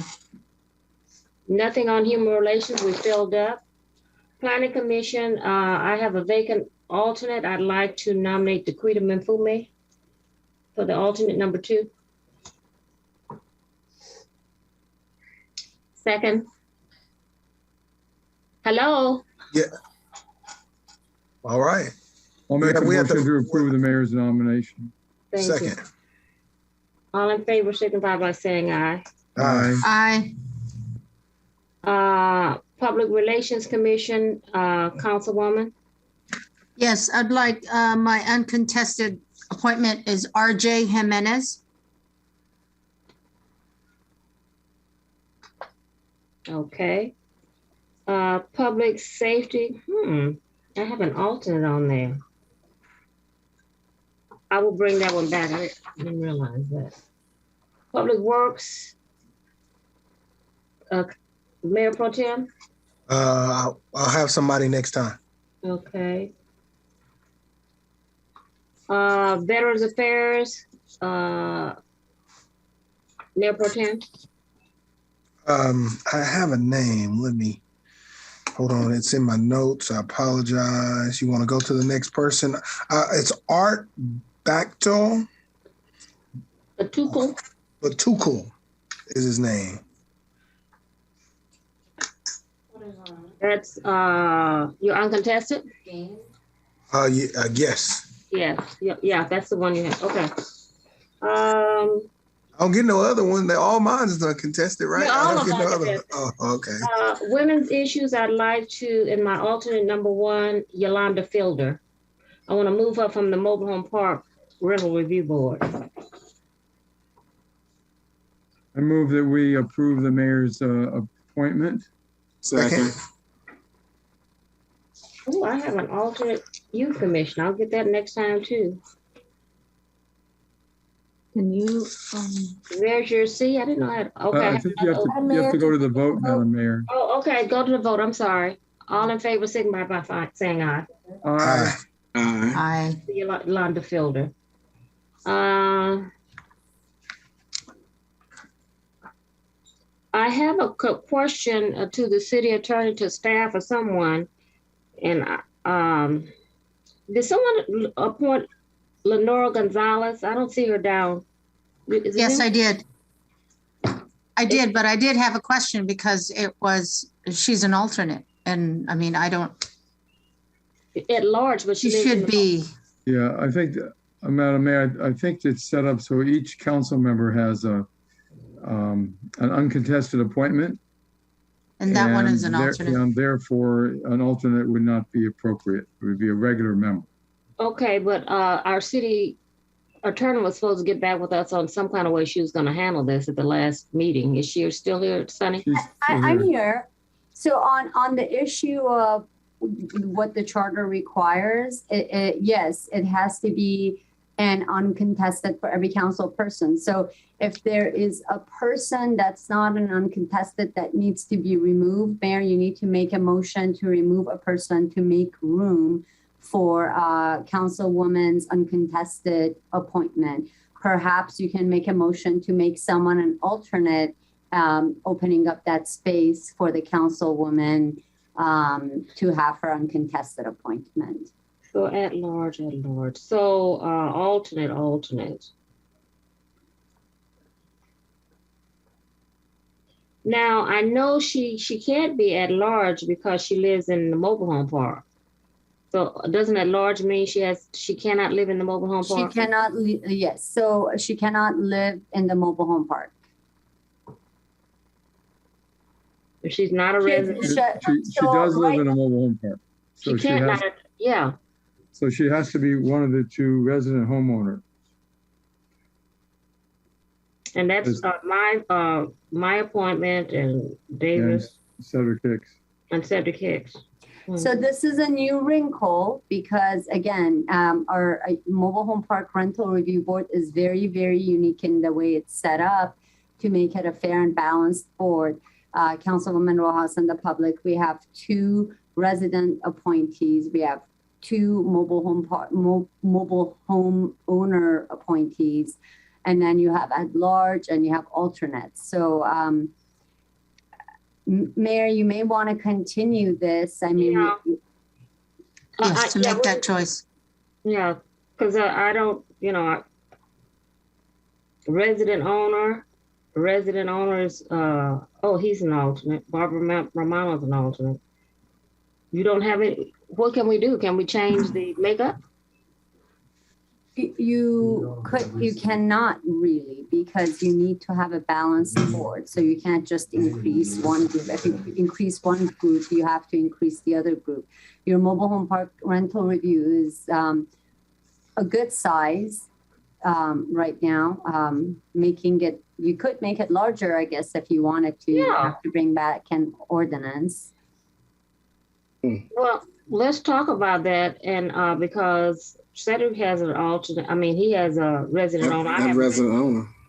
So everybody's uncontested for this board is resident representative. Yeah. So Sonny, let's sit down and see if we can put our brains together. Sure. Hold off. But also, I had a question on here. Park owner alternate William Trueblood, he's not a park owner. So I need to vacate that because he can't be a park owner.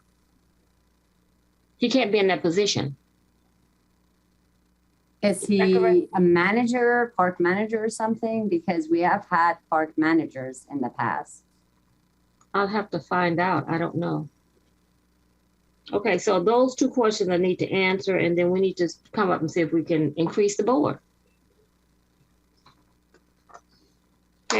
Okay, Councilwoman? Yes, so we'll just continue this until we get the answer. Right. Sonny, thank you. Relocation Appeals Board. What? Mayor Pro Tem and Councilwoman. Relocation Appeals Board? Yeah. Yes, I do have someone. Mayor Pro Tem, you want to go? I'll pass. I thought I had someone. Let me look. Okay, so my uncontested is Glenn White. Okay. Common spelling.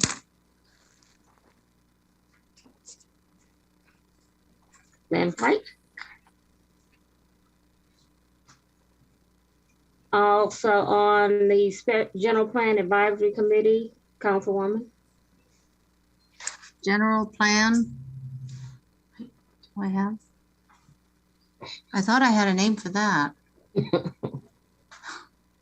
No. Not tonight. I'm gonna play MPT tonight. Okay, everyone that's playing, we're going, these commissions, committees, and boards, they're gonna be meeting soon.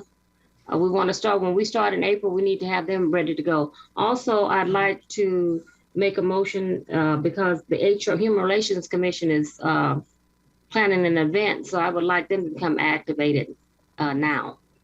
So I'd like, okay. Yes. All in favor, signify by saying aye. Aye. So let them know that they can start meeting because they're working on some event. Okay, council subcommittees. What about the seniors, Madam Mayor? Did I miss Did that? I miss them? I think I turned too fast, Council. Mayor Pro Tem. Organizations. Hold on. Senior, yes, senior citizens advice. You know, I missed it because it's filled. So what did you want to do, Mayor Pro I Tem? need to remove my uncontested and figure out if there's some place maybe someone else can do it. I had promised another resident that person asked me, but that resident has been serving on that board forever. So how do I vacate it tonight and then come back, or how does it go? It has to be vacated. Madam City Attorney, this is an uncontested. He can vacate, but he has to wait to make the appointment till 30 days. He can vacate, but since it's uncontested, he can go ahead and make his appointment because it's an uncontested position. Okay. I would like to vacate it, Frankie Stewart, and put in Dr. Virgie Seymour. The only question I have is for the city clerk. Is there a requirement for a 10-day publication? That's the only thing that That's what I thought. That's what I thought. There's a 10-day. So, and I think that's the state law. Is that right, Dr. Bradshaw? Yes, 10 days so we can post it. So even for the uncontested, you can vacate, but you should post. So then the council person or whoever's going to make the appointment at least has all the applications available. Yes, that's fine. Right. Okay. Did I skip anyone else? Madam Mayor, just for correction, for the record, just for clarification, MPT's motion will be just sort of adjusted. It's not a vacate and replace, it's just a vacate. Right. And at the 15th, he can appoint an uncontested. That'll be 10 days. It'll be in April. It'll be in 10 days, Madam Mayor. Okay. Tonight is the first. The next meeting is on the 15th. Yeah. So it'll be more than 10 days. No. The mayor's frozen again. Oh, Lord. I thought it was 10 business days, but if it's 10 business days, then we're. You're not good.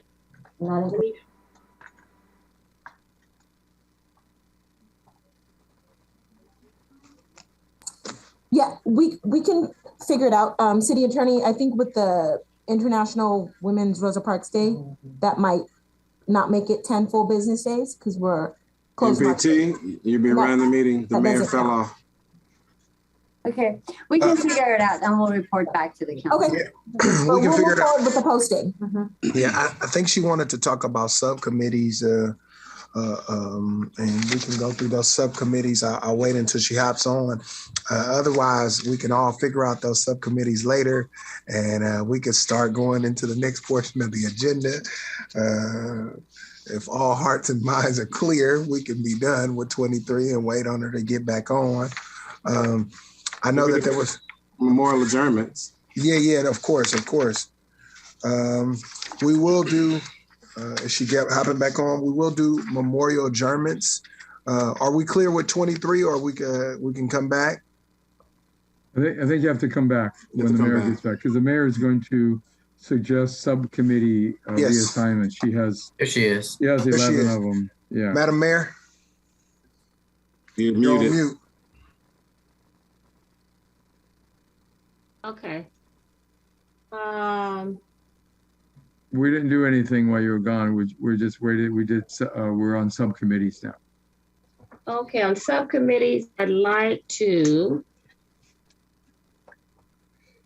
for the diversity and inclusion ad hoc committee, Councilwoman Rojas, remove myself. Mayor Pro Tem Hilton will be the chair. Councilwoman, are you with that? Where are you? Councilman Rojas. That's number 28. Yes. Okay. Council member. Yes. Let's go back up. Let's see.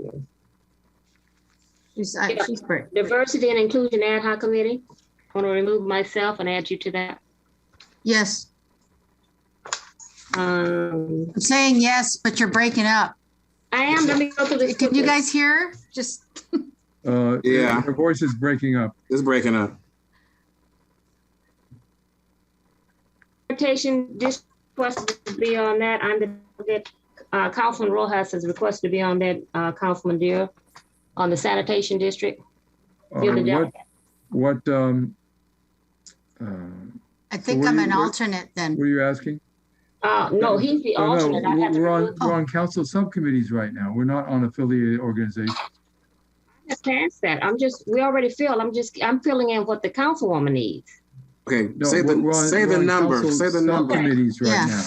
Say the number. City council I'm on item subcommittee. number 28, Diversity, Equity, and Inclusion Ad Hoc Committee, number 28. Okay. Yeah, I'm not on that. No, I'm removing myself and I'm Okay. adding Councilman Rojas. Okay. Okay, I'll make a motion to approve that change. Second. Oh. Aye. Okay. Thank you. Aye. All those in favor? All in favor? Aye. Aye. Motion passes. Madam Deputy Clerk, City Clerk. It needs to be unanimous. Okay, the councilwoman had requested to be an alternate on the sanitation district. I'm the delegate. What number? I'm 35. 35? Madam Mayor, I think we're getting ahead of the game a little bit. On council subcommittees, I made a matrix like I said I would do at the last meeting. And the MOC, you were on 11, now you're on 10 because you removed yourself. I'm gonna probably be on most of them. I'm making my recommendations. Okay. I know, but let me just finish what I'm saying. Okay, so I'm on 4. You are? Yeah, I'm on 4, and either the delegate or the alternate. And Cedric Hicks is on 5, and Joanne Hilton is on 6. And Arlene Rojas was on 0, now she's on 1. Okay. So you're still on 10. So suggestion would be that. And the subcommittees? Yeah, subcommittees. These are city She's on council 2. subcommittee. She's on 2. Who's on 2? Rojas. What 2? Number 31, the 55th anniversary planning ad hoc committee. That's me and her. Okay, you're correct. So she's on 2 now. It was on 1.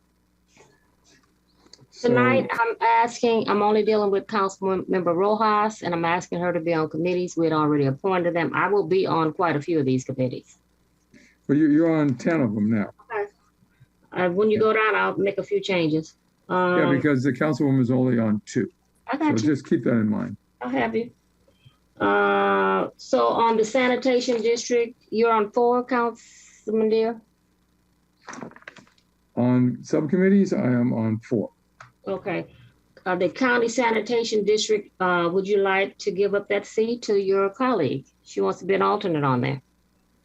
County sanitation district. Number 35. 35. Okay. Oh, you're the delegate. Why don't Yes, you I'm give the up your seat to her then? I'm not giving up my seat. Oh, well, I'm not giving up my seat either. Okay, thank you. Move on. League of California Cities, Councilman Hicks. I'd like to make Councilwoman Rojas delegate. That's fine. Okay, all in favor, signify aye. Aye. That was a second. Aye. I'll second it. League of California Cities. I'm proposing that I remove myself and put Councilwoman Rojas in that alternate position. You're talking about the LA division. You're not talking about the LA League of division, California number Cities. 30, what is that? 38? 9. League of California Cities, LA County, Los Angeles. Wait a minute. Oh, League of California Cities, Councilman Hicks, how many are you on? I'm on 5, I think it is. He's on 8. He's on Okay. 8. So As Councilman alternates. Hicks, I'm asking that the delegate become Councilwoman Rojas. Yeah, that was number 38. Yes, 38, we did that one, okay. And on 30, my number, is that 39? 39. Is that I'm gonna remove myself and I'm gonna ask Councilwoman Rojas to be on that. She want to be on 4 or 5 committees. So Is she'll that be a- alternate number 2. She'll be alternate number 2.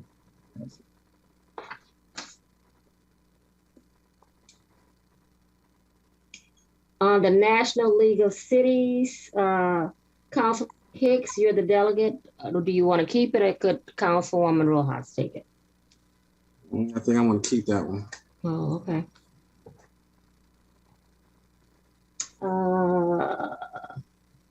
South Bay Government's Joint Powers Authority, it's council members Hicks and Deere. How many do I have on Rojas on now? 3, looks like. She's on 3 now. U.S. Conference of Mayors, I'm the delegate. Councilman Deere or Hicks, would you like to give up that alternate, 1 or 2? Which one is that one? The U.S. Conference of Mayors, number 44. I'm keeping mine. I'm already alternate too. Oh, I'm alternate number 1. I will give that one up. Okay. And I make a motion to approve the change Thank you. from Deere to Rojas on item 44 on page 44. U.S. Conference of Mayors. Yeah, now you need a second and have to go to a vote. Second. By me. All in favor signify by saying aye. Aye. Okay. Madam Clerk. It appears to be unanimous, but I do believe that we are missing a motion for the League of California Cities. I made the LA motion. Division. I made the motion to approve the change. For LA Division? No. Oh, no, you skipped LA Division. I said LA Division. Yeah, but No, she no, there didn't- was no motion. There was, or excuse me, Madam Mayor, there was no second. You made a motion, there was no second. I'll second it and we can go to a vote. Thank you. You're welcome.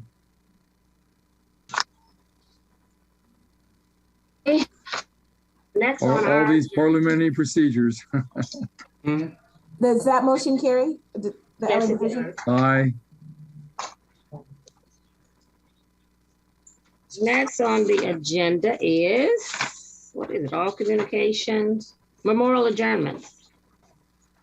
Madam Mayor, if I may, I know you wanted to view the Black History Month video. Do you want to do that prior to memorial adjournments? Well, it's your Yes, pleasure. please. I wanted to do it under presentations, but yes. Yeah, yes, ma'am. So I believe our IT manager, Kevin Kennedy, has that prepared, and our assistant city manager, Robert Lennox, will be able to provide the a brief summary on that. Thank you, City Manager Roberts, and good evening, Mayor, Honorable Mayor and City Council. Just want to recap the festivities that took place over the weekend. Great celebration in the East parking lot of the community center to highlight the importance and prominence, influence of Black history throughout the country. And the community services staff put on an amazing event. Outdoors, the weather was great, and this short 3-minute video gives a quick highlight of how the afternoon went, and it also sort of frames use of the city's new mobile stage, which was a tremendous asset to our special events equipment inventory. So with that, I'll go ahead and just turn it over, and Kevin can play the clip.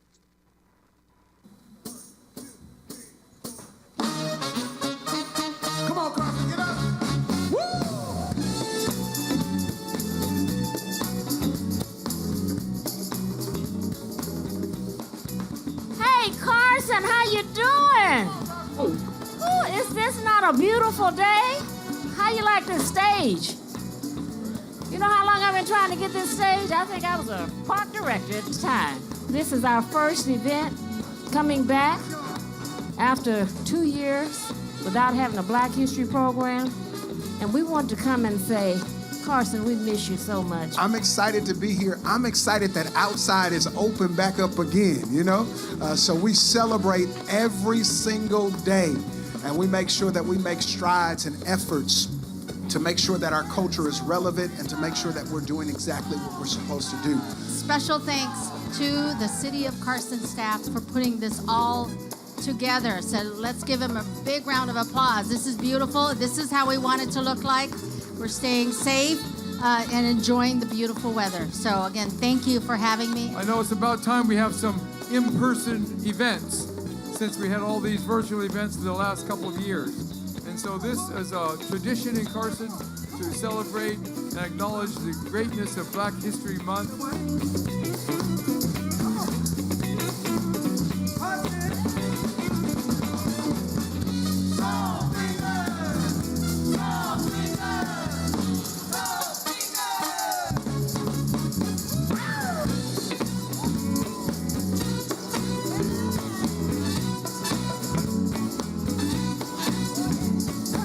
Just celebrate 28 days in a year, but we celebrate Black history every year because American history is Black history. So we're here to celebrate and uplift everyone.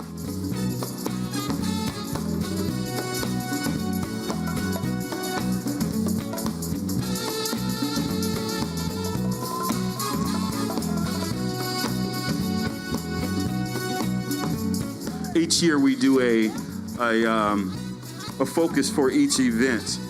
And this year we are doing the history of Stax Records from Memphis, Tennessee. I am somebody. I am somebody. We are somebody, Carson. We are somebody.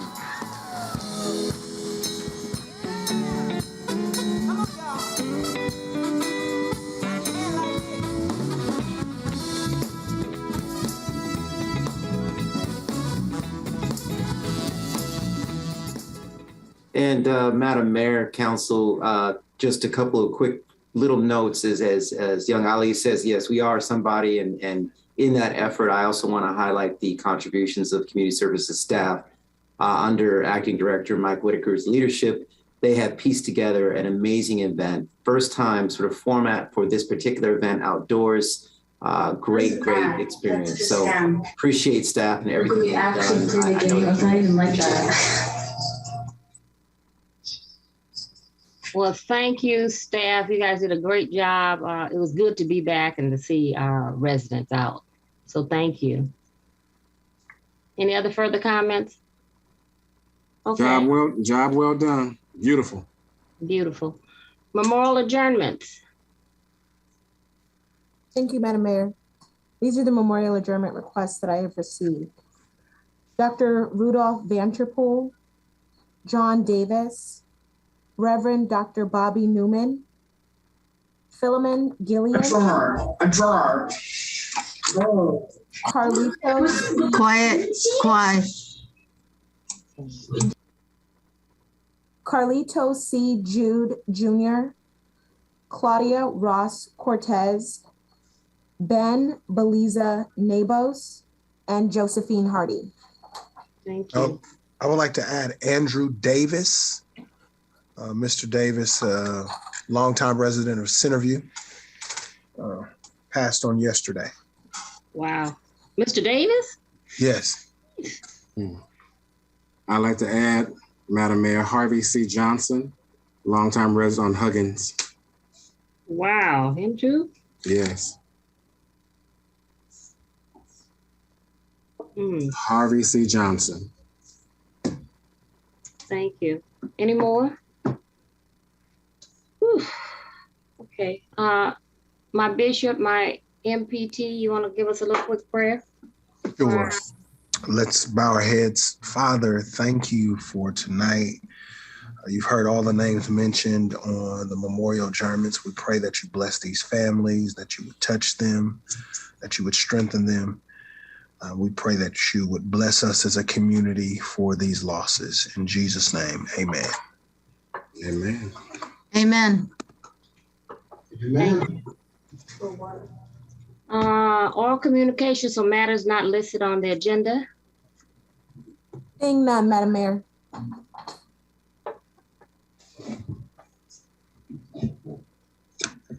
Oh, we don't have any. Madam City Attorney, you still there? The City Attorney. She's muted. Sorry, my mute wasn't going off mute. Is Imperial Avalon LLCC, would that consider to be an owner? The owner, Imperial Avalon LLC is the owner of Imperial Avalon Mobile Home Park, yes. Okay, because that's what Chris Trueblood is when I question it. So we'll. Okay, so yes, then that is a park rep. Okay, thank you. Okay. Let's see, council members' requests to add agenda items. Madam Mayor? Yes. I'd like to request that we have an item on the next agenda to consider consider putting a $5,000 reward for information leading to the arrest and conviction of the arsonist on Monroe Street at Prospect. It was in the news. A lot of people saw it. Someone came about 4:40 a.m. Friday morning, poured gasoline on 5 vehicles that were right in front of and underneath of with 5 families living in there. You froze too. You can't see me? You're froze. Can you hear me? I can hear you, but you froze. Okay. Okay, we have that one, the $5,000 request. I have a request also. Okay, it was anything else? Yeah, I'd like to. So that's for the. I think the staff knows about it. I'm sure the sheriff knows about it. The detectives are investigating it now, and he came back a few minutes later and lit all this gas on fire. I want to praise the fire department for getting out there so quickly. Within 2 minutes, the fire out. A terrible disaster with any life lost.